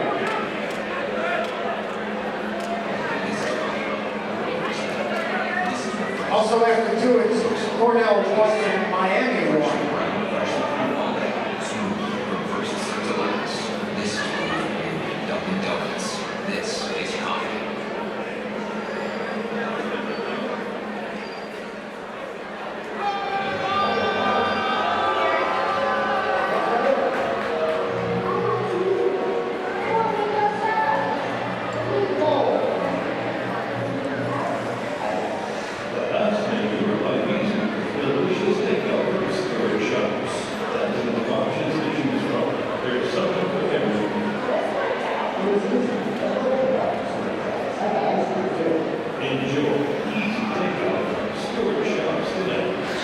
Welcome back inside the Houston Fieldhouse here on the campus of Rensselaer Polytechnic Institute in Troy, New York, as we get set to bring you the third period of action between the RPI Engineers and the Yale Bulldogs. Your score after 2 periods of play is RPI 0 and Yale 0. My name is Tom Reel. I'm joined this evening by Joe Pisacano, and you're listening to this on your home for Engineers Hockey, 91.5 FM, WRPI Troy. Before we get started with the third period, I'd like to thank the Rensselaer Union. They provide the funding for WRPI and all of the club-related activity of the Institute, including WRPI's coverage of RPI hockey, football, and baseball. Just a reminder, WRPI is on the World Wide Web. Point your browser to WRPI.org. You can pick up WRPI's broadcast 24 hours a day, 7 days a week, 365 days a year. As long as WRPI is broadcasting, we provide that broadcast on our internet feed. Once again, that is WRPI.org. Some scores to get you caught up on around the ECAC. Princeton still holding on to their massive lead over the Dartmouth Big Green.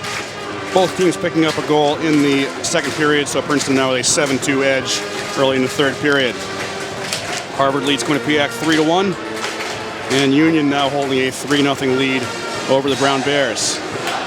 Miami has tied it up against the Cornell Big Red. That game is early in the second period out in Ohio, and this game's still the only one that lacks a goal.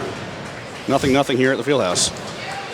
Yeah, tight checking game here, but the Engineers are going to start out on the penalty kill for 57 seconds to start the final period. This has to be an opportunity for Yale to jump on RPI, but as we've been saying tonight, that power play has not been effective at all for Yale this season, and it certainly has not been in this game. As we get underway in the third period, RPI will be moving again from right to left across your radio dial as the Bulldogs gain the zone early in this one. Foley steps in, shot saved by Marshall, comes loose, and Polino's the one that picks it up, and he sends it back to center. 35 seconds remaining on the man advantage for the Bulldogs. Solid start here for the penalty kill. Foley just taking a quick shot, and sometimes when you're struggling on the power play, you just got to take a shot, see what you can create. Yale tries to gain the zone, but a pass is picked off by Wilson. He can't get it out, though. Here's a shot by Snively. Gets blocked. Foley now for Snively. Back to Foley at the point. Power play about to expire. Shot by Foley, and that's a goal for the Bulldogs. I don't see exactly how that ended up. It was deflected in front, but yeah, it was like a ping-ponging shot. Foley took the initial shot from the blue line. It had to have been directed somewhere in the middle. There was a whole range of bodies in front. Yeah, Ted Hart, the junior out of Phillips Exeter Academy, able to knife it in. The Cumberland, Maine native, whose brother played for hated Harvard, gets the Bulldogs on the board with just their third power play goal of the season. And that's just what I was saying. When you're got the puck at the point and you're having a hard time scoring power play goals, take shots and see what happens. The first one didn't work out for Matt Foley. The second one certainly did, and it's broken the ice here in this game. It's 1-0 Yale. RPI immediately back the other way with it, looking to get this one tied up. We're talking about that first goal being more important as the game goes along, and the first goal comes early in the first period to put this one ahead for Yale as the Bulldogs come into the attacking zone looking to add on to it. But RPI is able to scoop that one back out to center. Emil Orval is giving chase. He has 2 defenders around him. And it is the Bulldogs moving out with it. O'Neill can't control it. And Manley's going to send that one in. That was touched near the blue line, so there's no icing call. Adam Larkin for the Bulldogs now on the far boards. Tapped ahead. Just going to drizzle in on Marshall, and he tries to move it out. Now trying to move the other way with it is Reisinger. And now we've got a whistle for a hand pass, I believe. Must be a hand pass. We've got a face-off coming up at center ice. 18:02 remaining in the third period. Yale has broken onto the scoreboard. It's 1-0. Yeah, and Jake Hayhurst came out with a steam of energy after that goal. Took the puck right off the face-off and just went straight ahead, barreled into the attacking zone, took a shot.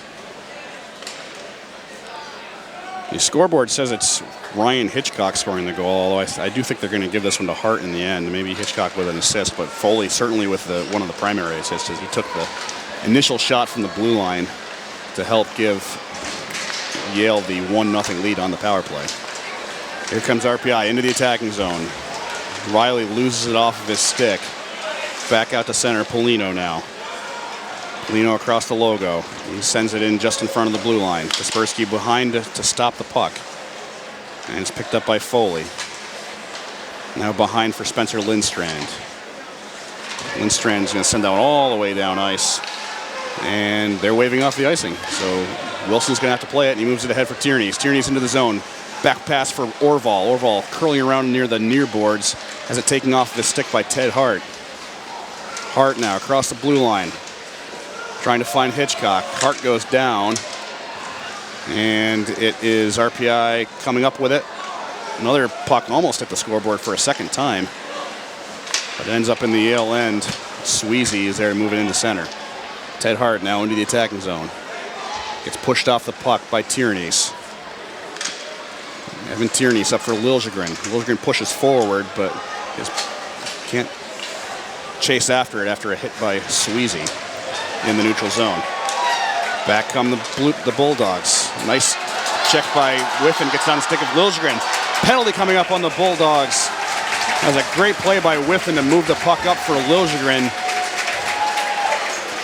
And Liljegren gets hooked as he moves in. It's going to be Kevin O'Neill, the freshman out of Latham, New York. Good awareness by Whiffin to get that puck to Liljegren, and a great job by Liljegren to take advantage of his size and force the penalty there for the Bulldogs. So now a moment of urgency for RPI. This is only their second power play of the game. And they'll bring out their top faceoff man, Hayhurst. Now trailing in this one 1-0. They haven't had too many opportunities on the power play, so certainly would be timely for them to make this one count as the Engineers win the faceoff in the attacking zone. Down low. Here's Orval, takes a shot, goes wide, looking for that upper corner. Kept in by Riley. Now behind the net for Hayhurst. Hayhurst back up to the point for Riley. Across for Prapavesis on the near boards. Back up to Riley at the point. Now shoveled in for Emil Orval. Back to Riley, who takes a big shot, goes just wide. Rebounds picked up by Liljegren, who can't get it on net. Has Orval helping him. Liljegren goes down chasing the puck, and it's going to end up on the stick of Matt Foley, who sends that one all the way down ice, where it's stopped by Lyndon Marshall. Engineers getting great motion here on this power play. You can sense their urgency. 1:16 left on the man advantage for the Engineers. That's their second of the game. Whiffin can't control it. It is Riley coming away with it near his own bench. Whiffin brings it into the zone. York tries to push it farther. Whiffin gets taken down behind the play, no call. DeMontis in shorthanded. Pass is broken up by Burgess, and that goes out of play. I think fans wanted an interference call. Yeah, and I think they should have gotten it, as Whiffin was nowhere near the puck, just dragged to the ice there. He got splayed out after bringing it into the zone. Troy York was the one with possession trying to move it forward. And that really ended up being the catalyst for Yale moving the other way with it. So 55 seconds left here on this power play for the Engineers. 15:29 left in the game. Face-off is to the right of Marshall. So Yale with a shorthanded opportunity. If they can win this draw, it'll go backwards for the Engineers. And Wilson now looking to move out. Some good forechecking by Tyler Welsh. He now has it up against the far boards. Some good penalty killing here by the Bulldogs. Now York along the attacking zone has it up for Burgess. Burgess takes a shot, saved, another opportunity on the rebound, but Whiffing can't bring it around, and it ends up with the Bulldogs. They send it out, but a great opportunity for Todd Burgess. Just can't finish it. As the Engineers again looking like they're knocking on the door, but they only have 20 seconds remaining on this power play to get anything done. Puck ends up back with the Bulldogs. They just shoot it in on Marshall, and he will leave it to the side for Tommy Grant. 9 seconds now on the penalty to O'Neill. RPI with one last rush. Here is Wilson, brings it into the zone. Gets taken off the puck by Foley. Back by Hitchcock, but Burgess intercepts. Burgess looks for a speeding Will Riley in the slot. He can't control it, and the puck ends up down ice. Penalty is over. RPI 0 for 2 on the man advantage. So Yale dodges a bullet there. With 14-14 remaining in the third period, they have a 1-0 lead. Riley lifts it over to Polino on the boards. Now here comes Tyrannese. Tyrannese has Jesper Orval with him. Brings it himself, tries to take a shot. Now a shot by Manley. He goes just wide. Had a lot of power on that one. Now Jesper Orval behind the cage has it glance off of a stick. That belonged to Evan Smith of Yale. And it is the Bulldogs who pick it up behind their own net. Looking up for Evan Smith, who has his stick back. Manley can't move it past Matthews. Matthews is going to take a shot. That's off the stick of Marshall and over into the far boards. Now Evan Smith has it poked off of his stick. TJ Samick is going to move it up to Polino. Polino goes backwards with it. Has it to Manley. RPI kind of just playing with it in their own end as the lines change. Moving up ice now is Polino. Polino takes a shot. It's off the mask of Kaspersky. Goes right to his side, but cleared out quickly by the Bulldogs. Good defensive play by Yale there. As they're able to move it up and out of the zone, Burke tries to take Stevens off of the puck. And he is ultimately successful. Has it on the logo, but sends it back for Samick. Now Tommy Grant lifts one over into the area near the bench, but it bounces off and goes down ice for icing. Not a good move there by the Engineers to ice the puck when they had no real pressure. Yeah, I think he was looking for Burke or Jerry on the near wing, but no Engineer able to get their stick on it. Jerry wins the face-off with Welsh, and RPI will look to break out of their own end. Good forechecking by the Bulldogs. Keeps it bottled up in the near corner. Jerry and Grant trying to dig it out. And it's Samick who comes away with it. Samick moving up ice across the logo. Tries to move it to Burke along the blue line. Burke moves in behind the net. He has 3 Bulldogs there against him. And with those kind of numbers, Yale picks up the puck. Here is Prapavesis in his own end. D-to-D pass to Wilson.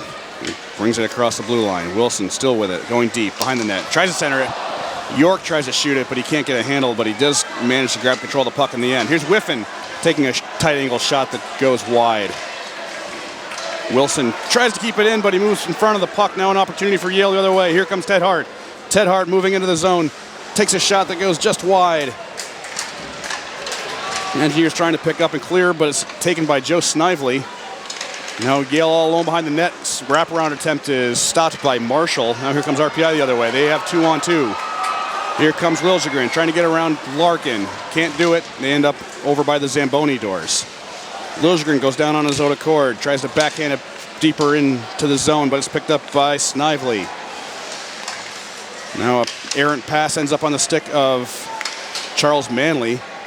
But Robbie DeMontis is doing battle with him along the near boards. Now the puck squirts over into the far corner. Manley is going to fight for it with Luke Stevens, Carolina Hurricanes draft pick. Engineers end up with it. They're able to push it out to center. Here's Emil Orval on the logo. Nice pass for Hayhurst. Hayhurst moves in, takes a shot. Easy save by Kaspersky. Lands in front of him, but it comes out. Now a quick shot by Emil Orval is saved. Yale now with an opportunity to go the other way with it. RPI quickly getting numbers back, though, and it's intercepted by Orval. Hayhurst brings it down and curls in his own end. Hayhurst brings it across for Polino. Polino takes a shot that goes just wide, and now they're going to say that was deflected up and over, so a face-off coming up in the Yale end with 10:34 left in regulation. Yale holding on to that 1-0 lead. Yes, and the crowd responding to the Engineer push, showing their appreciation for it as they try to tie it up here in the middle of the third period. Great shift for Emil Orval and for Jacob Hayhurst. Yes. Absolutely. Evan Tierney's will take this face-off against Evan Smith. Tierney's tried to go forward with it, but he's going to end up with it on his stick ultimately anyway. Samek takes a shot that goes to the left of the cage, and Yale quickly moving the other way with it. Now here's Evan Smith. He's looking to get it to his brother, but looks like Samek took it. His brother Mitchell, but yeah, Samek took it away and into the corner. And the smart play there to just lay out his body, prevent the pass. Are they calling a hand pass here? Face-off coming up from the RPI end nonetheless. So. It looks like they're going to skate 5:05. Shots are 28-25 in favor of the Bulldogs. It's been a fairly evenly played game from start to our present point. We'll have to see if RPI can keep up that relatively even play or try to move it more in their favor in order to get this one tied up. But as we stand right now, the Bulldogs trying to work it in the attacking zone. Kept in near the point by Diorsi. RPI still trying to push it out just near the blue line, but Yale does a great job to keep it in. Here's Tyler Welsh. Moved by Diorsi, back to Welsh behind the net. Now that's going to be a penalty on the Bulldogs. Yeah, Welsh took Tierney's down behind his own cage, so a bad penalty for Yale to take. This is play still going on. The Engineers have Marshall off for the extra attacker as the penalty took place in their attacking zone. Now RPI is going to come in off sides, so the point is moot, but now Foley trying to start something up with Tierney's in the far corner. I think he thinks that Tierney's went down awfully easy there, and it's entirely possible, but it was still not a position that Walsh should have put himself in, given the, I'm sorry, Welsh. There's a Walsh and a Welsh, and I knew I was going to do that at some point, and I did right there. Tyler Welsh, the forward out of Whistler, British Columbia, is guilty of hooking basically behind the net in his attacking zone, which is just never really a good reason to take a hooking penalty deep in your attacking zone. So kind of a gifted penalty for the Engineers here. They really could afford to cash in this opportunity. And yes, the Engineers looking to. Now something's going on. Maybe a timeout, or maybe just a. RPI's already called their timeout, so that's not what's going on here. I saw maybe the Bulldog. That would be a poor time to call timeout when you're about to go on the penalty kill. Or maybe he's just trying to get an explanation. The ref's over at the Yale bench. Whatever this is, it was instigated by. It seems to have been instigated by Dave Smith. Now here comes the ice crew. Maybe they're just clearing the ice. It's entirely possible that that Smith was saying, "Look, it's time for the ice crew to come out." He wants to get some of the snow scooped up. Fresh ice, yeah. Yeah, as fresh ice as you can for this power play, which is smart. Maybe if you're Keith Elaine, you would prefer that it wait until after the power play. Usually when a power play is beginning, you don't want to try and interrupt it, but for a media timeout or anything along those lines. So could it just be Dave Smith looking up and seeing with 9:28 left in the period, it was time for the ice crew to come out and scoop sweep things up a little bit. So RPI maybe with a little bit of an extra edge in the attacking zone now with some of that snow in front of the crease out of the way. Yeah, so the Engineers, they really have to cash in on this opportunity. 2-minute minor penalty assessed. This might be their opportunity, and they may not get another one. So it's certainly a big moment in this game as the Engineers come away with the puck after the face-off. Deep into the zone for Liljegren. He can't collect that one, and it's over for Mitchell Smith along the far boards. 3 Engineers battling with Mitchell Smith to get that away. A good defensive play there by the sophomore from Stouffville, Ontario. Riley's all alone as he collects it. Takes a shot. Liljegren tried to put it in, but couldn't. And Engineers still maintaining control. Here is Hayhurst with it. He takes a shot. That glances off a stick and goes into the corner. Now Riley with it. Back up for Prapavessis. Brought over and just off the side of the cage is a shot by Hayhurst. And Yale is able to bring it out of the zone. Coming out with it is Mitchell Smith. Came in one-on-one, but had it poked away by Lyndon Marshall. Now some additionally good defense. This is a great penalty kill shift for Mitchell Smith, as he's able to forecheck a little bit as well before he comes off the ice. He's able to kill a lot of that first period, or that first minute of that penalty by himself. RPI back into the zone. Whiffing. Has it over for Burgess. Burgess curling around his man. Before Whiffing in the slot. Now a shot by Grant. And that might have been saved by Kaspersky. It went over in the corner. DeMontis is the one that's able to get it out of the zone. RPI having to regroup now with about 30 seconds remaining on the man advantage. Still 1-0 Yale. 7:55 left in the first period as RPI looks for another rush on the attack. Here's Burgess. Nice pass. Shot. And where's the puck? It's back on the stick of Brady Whiffin. Engineers send it behind the net. Burgess for Wilson. Now Grant along the blue line. Wilson.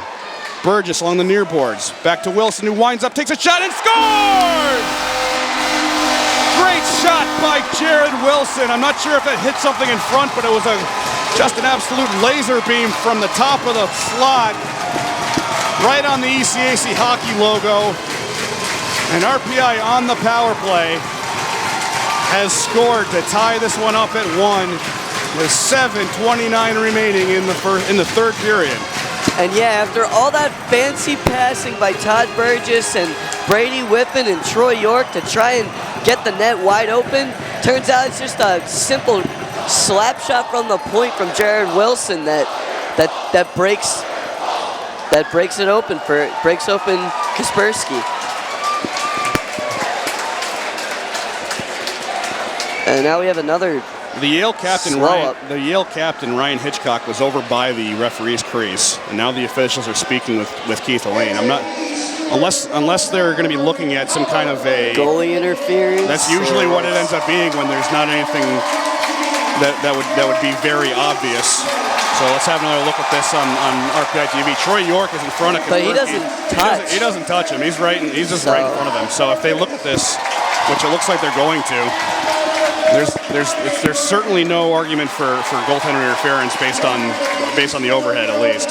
Just a reminder, you are listening to live coverage of Engineers hockey on 91.5 FM WRPI Troy. Tom Reel and Joe Pisacano with you on the call. The officials are reviewing this goal, but from everything that we've seen, it's a good goal. It did end up in the back of the net. That's not something that they can really look at. That was very clearly over the line. He wasn't being interfered with. York doesn't touch him at all. Yeah, this is as cut and dried as I can tell. There might be some question as to whether York touched it, and if he touched it with a high stick. But just looking at the angle that we have from the side, his stick doesn't go up into the air until he raises it after they've scored. So the only question that I think that you could say on this one is, was there goaltender interference? And from everything that we're looking at, it's pretty clearly not any of those things. Last week, Perry was in Belfast trying to figure out what they were trying to take a look at. I think we've seen everything, and they have called it a good goal. So from the replay, everything looked very, very, very clear that it was going to be a good goal, and that did not take long to confirm. So. Yeah, so congratulations to Jared Wilson on that game-tying goal. Wilson is also one of the 20 Division I NCAA men's hockey student athletes that has been named as a candidate for the 2017-2018 Senior Class Award. And that's an award that once upon a time was won by RPI Brock Higgs. So there is some precedent there. Yeah, it stands for Celebrating Loyalty and Achievement for Staying in School, the Senior Class Award. So congratulations to Jared Wilson. So we are back to square one here. It's 1-1, a little over midway through the third period. Now we'll see which of these teams has the gumption to move forward and look for that game-winning goal as the Engineers continue to attack. Now at even strength. Both goals this evening coming in the third period on the power play. Here's Manley, sends it on net, saved by Kaspersky with the shaft of his stick along the ice. Here's Whiffing in the neutral zone, across for Manley as Manley moves backwards and looks to set up. Whiffing flicks into the zone, and he will go off on a change.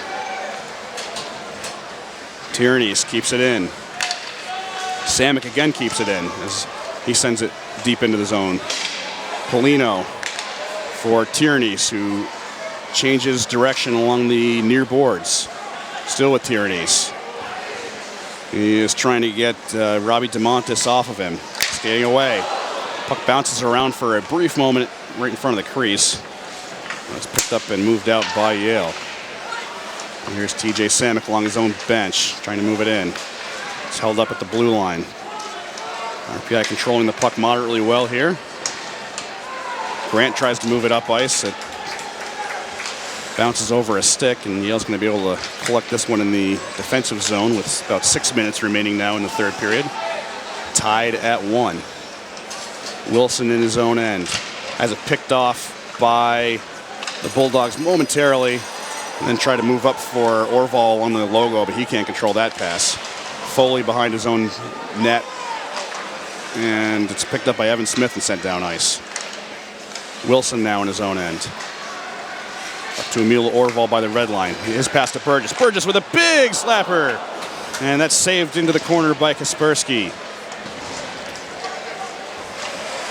Pinching in is Prapavessis to keep it in the zone, but the pass across for Burgess goes nowhere, and it's out to the stick of Wilson in the neutral zone. Wilson sends that one in on goal, and Kaspersky kicks it to the far board. Now to center now is Yale. They will change lines, so they essentially just turn it over to Riley in his own end. Riley powers that one down ice. Now Whiffing behind the Yale cage. Gets taken down by Welsh, who also goes down on that play. Now Liljegren battling with Welsh. Here's Riley at the point. Riley has a shot, goes off the skate of Diorsi, falls behind the net for Whiffing. Whiffing swings it to Liljegren. Liljegren looking to come around towards the net. Will takes a quick snapshot after coming around, but goes just over into the corner. Now that's going to go all the way down ice for icing. So since the goal by Wilson, the Engineers are certainly controlling play. Yeah, they're skating confidently. They're skating fast, and it's showing as they're getting several chances here on Kaspersky. Recapping the goals in this one, both these goals coming in the third period on the power play. The first was for Yale at 53 seconds. Ted Hart, his first of the season from Matt Foley and Joe Snively, made it 1-0 Yale. RPI tied it up at 12:31 on the power play. Jared Wilson, his third of the year from Todd Burgess and Tommy Grant. And that's where we stand now. It is 1-1 as RPI wins the faceoff in the attacking zone. Here is Polino in front for Jesper Orval, who takes a shot. That was blocked by Jewell. Now Polino moving through the top of the slot takes a shot. That was blocked down by Will Diorsi, who comes away with it. He tries to just send it down into the zone, but he whiffs and looked a little silly doing it as he lost his balance. He's going to take some serious razzing from the RPI crowd after that one as the puck goes out of play. He just wound up, tried to power it into the zone from the blue line, but not only missed the shot, he also ended up going down to a knee while trying to take that. They're going to show this again on. That would be high on the list of not the top 10 for SportsCenter, I would imagine. Not certainly a highlight of his career. Offsides called. Tierney's went into the zone before Samick could send the puck in. So RPI with the momentum, if not the control of the zone after that center ice face-off with 4:05 left in the third period. One thing to note, the Bulldogs have not taken a shot since their goal. They're stuck at 28 shots right now as the Engineers have controlled play. Engineers lead 13-5 in shots here in the third period. As RPI continues to push forward, even if they don't have control, they're still doing a great job of forechecking. And Yale just can't seem to move the puck down ice, although they get a fortuitous bounce there as it bounced off. Krapavessis is looking for an icing call, as he believes it didn't hit any Yale players before going into the offensive zone, but nonetheless, Marshall covering up. Ended up bouncing off of the back boards and towards Marshall. He ended up covering that one, if only just keep it out of the net. So maybe just a good bounce for Yale there as has the face-off down in the RPI end.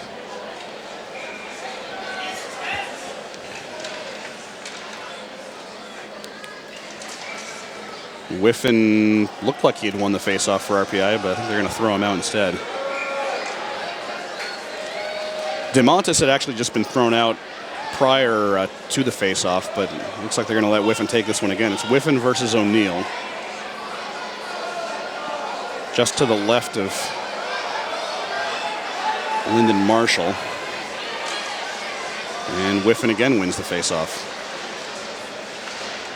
Liljegren's just going to jam that one out of the zone. And now here comes Whiffin. Whiffin brings it in, tries to get himself around Squeeze, and he does. Shot saved with a toe by Corbin Kaspersky. Goes into the corner, and now a penalty coming up. A hooking call. And I think this one is going to be on the Bulldogs. And it most certainly is. That is Tyler Welsh. No, I'm sorry.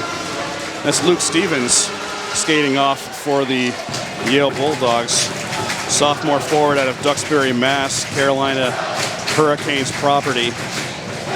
Will serve a hooking call.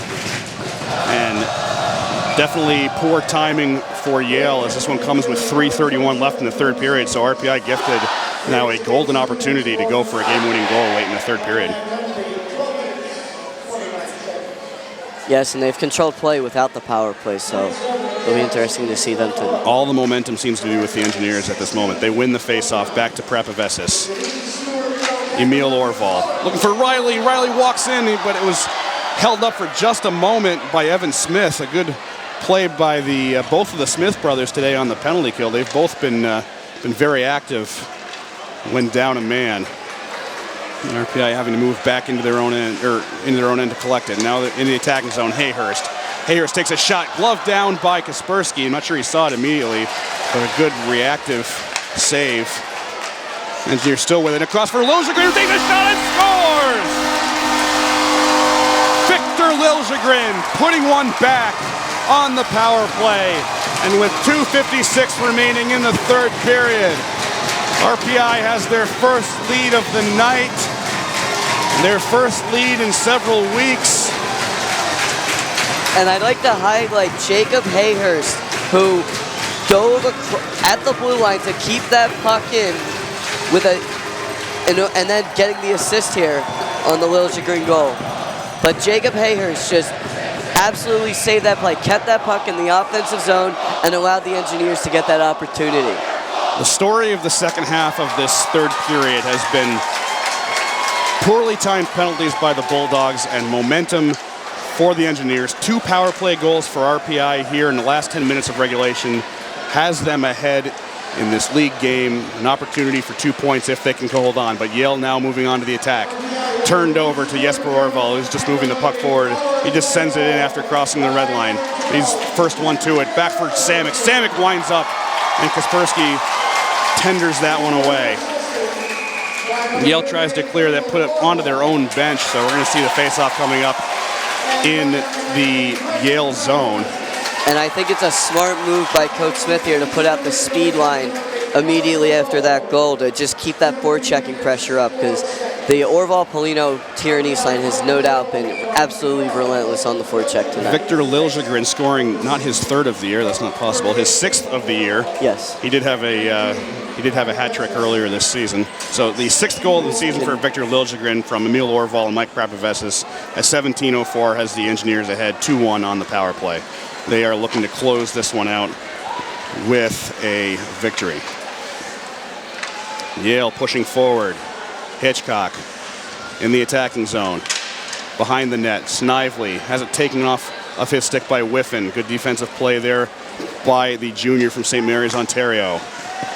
Out of the zone. Now back for Wilson in his own end. He tries to clear it. Ted Hart knocks it down, but Prapavesis is there to clear the zone. Ryan Hitchcock with 1:57 remaining, keeping an eye on Corbin Kaspersky. Yale trying to gain the zone. Swept away. Now on net save by Marshall. It ends up back over with Yale. Another shot from the top of the face-off circle. That was Anthony Walsh. That didn't get all the way through. Now Whiffin trying to move it out. Kept into the zone by Walsh momentarily, but poked away by York. Now RPI 2-on-1. York had Liljegren with him, but a good defensive play by Matt Foley puts that one over by the Zamboni doors.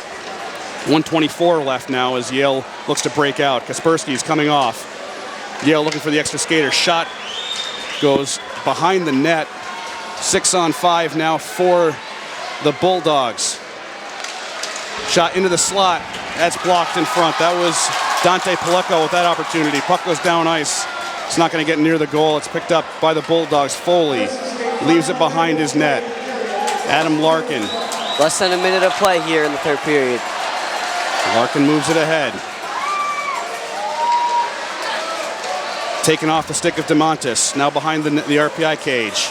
Yale comes away with it. DeMontis looks up and finds, I think that was Paleko in the slot. And Marshall covers it up, and there's some fisticuffs behind Tierney's letting no one near Lyndon Marshall after he covered that puck up, allowing for no opportunity for there to be a rebound. 39.9 seconds left in this one. RPI clinging to a 2-1 lead. Yale with the extra attacker looking for the game-tying goal.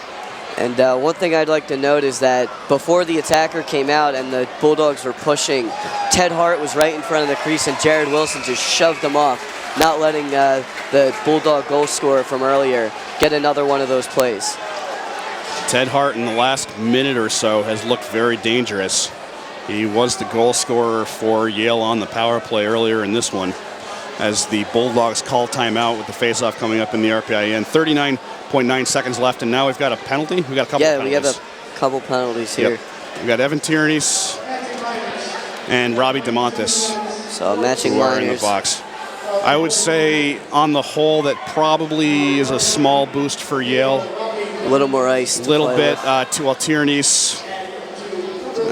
Tierney's probably one of RPI's better players in the face-off circle, if nothing else.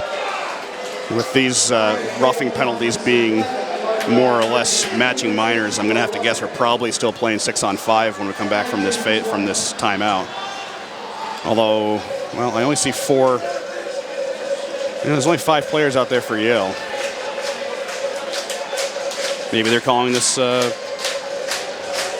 Yep, there's only 4 for the Engineers, so 5-on-4 for the last 40 seconds of this one. The Engineers are going to go with Whiffin, York, Grant, and Prapavesis. And I think that makes this a definite advantage for Yale because 6-on-5, it kind of gums up the work a lot. 5-on-4 is something you know. That's a power play. Yes. So that this arrangement will help Yale a little bit here as they win the faceoff. Foley takes a shot, saved by Marshall. Back out to Foley again. He helped make that first goal happen. Now down low, another shot. That is still fighting for it. Where's the puck? And it's under Lyndon Marshall, and a swipe taken by Anthony Walsh. Some more pushing and shoving. Troy York is down there. 26.3 seconds remaining in this one. Face-off coming up in the RPI end. You can see Marshall has his eyes on the puck the whole time when it's being swatted at, and just covers it up with the glove. A lot of bodies down in front, and when you're trying to get that game winner or the game tying goal, you don't care how it comes, and that was some good moves by Yale. Heads up play there by the freshman netminder. Key face-off, won by Yale. Shot is blocked in front. That shot was by Walsh. Engineers blocked that one and sent it back out to center. 17 seconds left. Yale's got to hurry. Walsh has it fall, or Foley has it fall off of his stick. Moving forward for Snively along the far boards. Back to Snively. Snively takes a quick shot, squirts through the crease and into the corner. 4 seconds left. Yale trying to pull this one out. And RPI is going to come away with it. Comes down to the point, and that is it. No more time. RPI picks up a key ECAC victory at home. 2-1 over the Yale Bulldogs. And so the Bulldogs skid continues as they lose. They're now on a 5-game losing streak, and the Engineers come out with a win to improve to 2-4-1 in ECAC play and 3-9-3 overall. It's been a difficult road for RPI so far this season. The last couple of weeks, they've certainly taken on some teams that look to be head and shoulders better than they were. So even if they did have good games, which they had some good games. Yes. The second game against Notre Dame, they took that scoreless into overtime. They played very, very well out in Belfast against a very, very good Clarkson team that has the best defense in the country. Yes. And they battled here tonight. Clarkson now ranked third in the country. Clarkson, very you impressive. have to tip your hat to what they've been able to do, but the kind of game that RPI played in that one made you believe that coming back home and playing a team that was reeling like Yale, they might be able to pick something out of it, and they certainly ended up doing it. And they had to battle adversity in order to do it. They ended up needing to come from behind in the third period. They got 2 very crucial power play goals, and really all you can say is that they didn't give up in the third period. Yeah, so they'll now salute the student section here with a stick tap. And the students love it.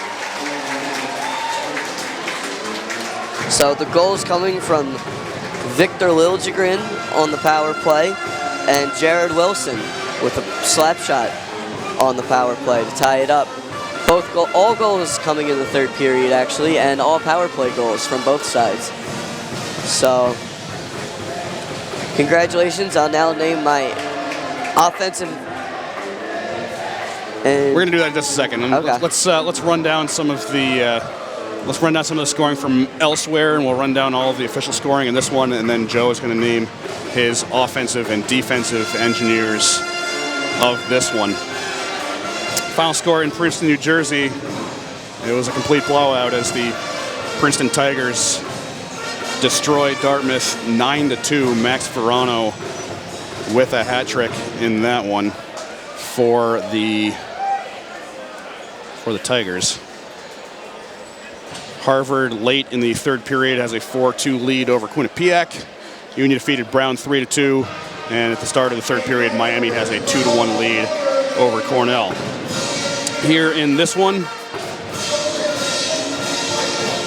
no scoring in the first 2 periods. Ted Hart broke this one open in the early part of the third period with a power play goal 53 seconds in to make it 1-0. Hart's first goal of the season was from Matt Foley and Joe Snively. The Engineers would score the next 2 in order to pull away with the victory. Jared Wilson with his 3rd goal of the season from Todd Burgess and Tommy Grant at 12:31 made it 1-1 on the power play. And in the game-winning goal, Victor Liljegren with his 6th goal of the season from Emil Orval and Mike Prapavesis made it 2-1 on the power play. That was the final score in this one. Shooting leaders, Jacob Hayhurst had 5 shots on goal. Brady Whiffing also had 5 shots on goal. Ryan Hitchcock was able to add 4 for the Bulldogs. And Latham's Kevin O'Neill added 3 as well. Taking the loss in net is Corbin Kaspersky. The hard luck loser had 34 saves on 36 shots. He is now 0-1 on the season. And then Marshall picking up the win in net for RPI. He made 32 saves on 33 shots. His overall record now on the season improves to 2-4-1. Power plays in this one. Yale was 1 for 4 on the man advantage. RPI 2 for 4 on the power play. The Engineers ended up leading this one in shots 36-33, thanks in large part to a 16-10 edge in shots in the third period that was a lot more lopsided before Yale's final push for a game-tying goal that did not ultimately come for them. So the Engineers victorious this evening in league play. They pick up a desperately needed 2 points to move up the ECAC board slightly. Yes, so offensive engineer of the game goes to Jacob Hayhurst. As you mentioned, got five shots on net and also just was all over the ice, especially after the Bulldog goal. He took one of the most impressive plays I saw from him was he took the puck right off the faceoff and just pushed his way into the offensive zone, and just it kind of set the tone for the Engineers that this is what we're going to do for the rest of the game. We're going to push as much as we can and get the puck on that. And then another play, again, that I talked about earlier, where he dove across the blue line to just keep the puck in net on the power play, and it led to the Liljegren goal. So Jacob Hayhurst getting the offensive engineer of the game. And then defensive engineer of the game, nobody else that I could give it to except freshman goaltender Lyndon Marshall, who's put in the work all year. Like I said, the weight coach up at ECAP, I've talked to him, and he said Lyndon came in this summer with just a mindset that he wanted to be as best as he could be. He wanted to come over to college hockey and make the transfer as quick as he could from juniors to becoming one of the best goaltenders. And he did it tonight with 32 saves on 33 shots. It was very impressive. And he's starting to make it look a little easier too, which is he's not looking like a freshman in net. And for RPI, that's exactly what you want to see from your goaltenders is that they look like they're playing above where we would expect them to be. And even on that last flourish by the Bulldogs, where there was a rebound and there were a bunch of sticks flying around, you could watch from the overhead on the replay and see that Marshall could see exactly where the puck is, and he just needed to reach out and grasp it. But he knew exactly what was happening, and that's what you like to see. So Jacob Hayhurst and Lyndon Marshall, your offensive and defensive engineers of the game. Before we depart this evening, we'd like to remind you that our next WRPI Sports broadcast will emanate from the friendly confines at Houston Fieldhouse tomorrow night as the RPI Engineers welcome in the Brown Bears in ECAC hockey play. Tomorrow night, puck drop is at 7 p.m., so our on-air time with Joe and I will be at 6:45 tomorrow evening. We'd also like to thank DJ Scooter back at the station for helping us get out onto the air and keeping us there. The Sounds of Now will continue right after this broadcast has completed, so be sure to stay tuned in for that. We would also like to thank Perry Lascaris for keeping us plied with stats while we were in the booth this evening. We'd also like to thank the Rensselaer Union because they provide the funding for WRPI and all of the club-related activity of the Institute, including WRPI's coverage of RPI hockey, football, and baseball. Just a reminder, WRPI is on the World Wide Web. Point your browser to WRPI.org and pick up WRPI's broadcast 24 hours a day, 7 days a week, as long as WRPI is broadcasting. We will provide that broadcast on our internet feed. Once again, that is WRPI.org. We'd also like to say hello and thank you to all of those of you watching this broadcast on RPI TV. We hope that you enjoy their outstanding work on these home broadcasts. So, for Joe Piscano, my name is Tom Reel. Your final score from Houston Fieldhouse, RPI with the victory, 2-1 over the Yale Bulldogs. You've been listening to live coverage of Engineers Hockey on 91.5 FM, WRPI Troy.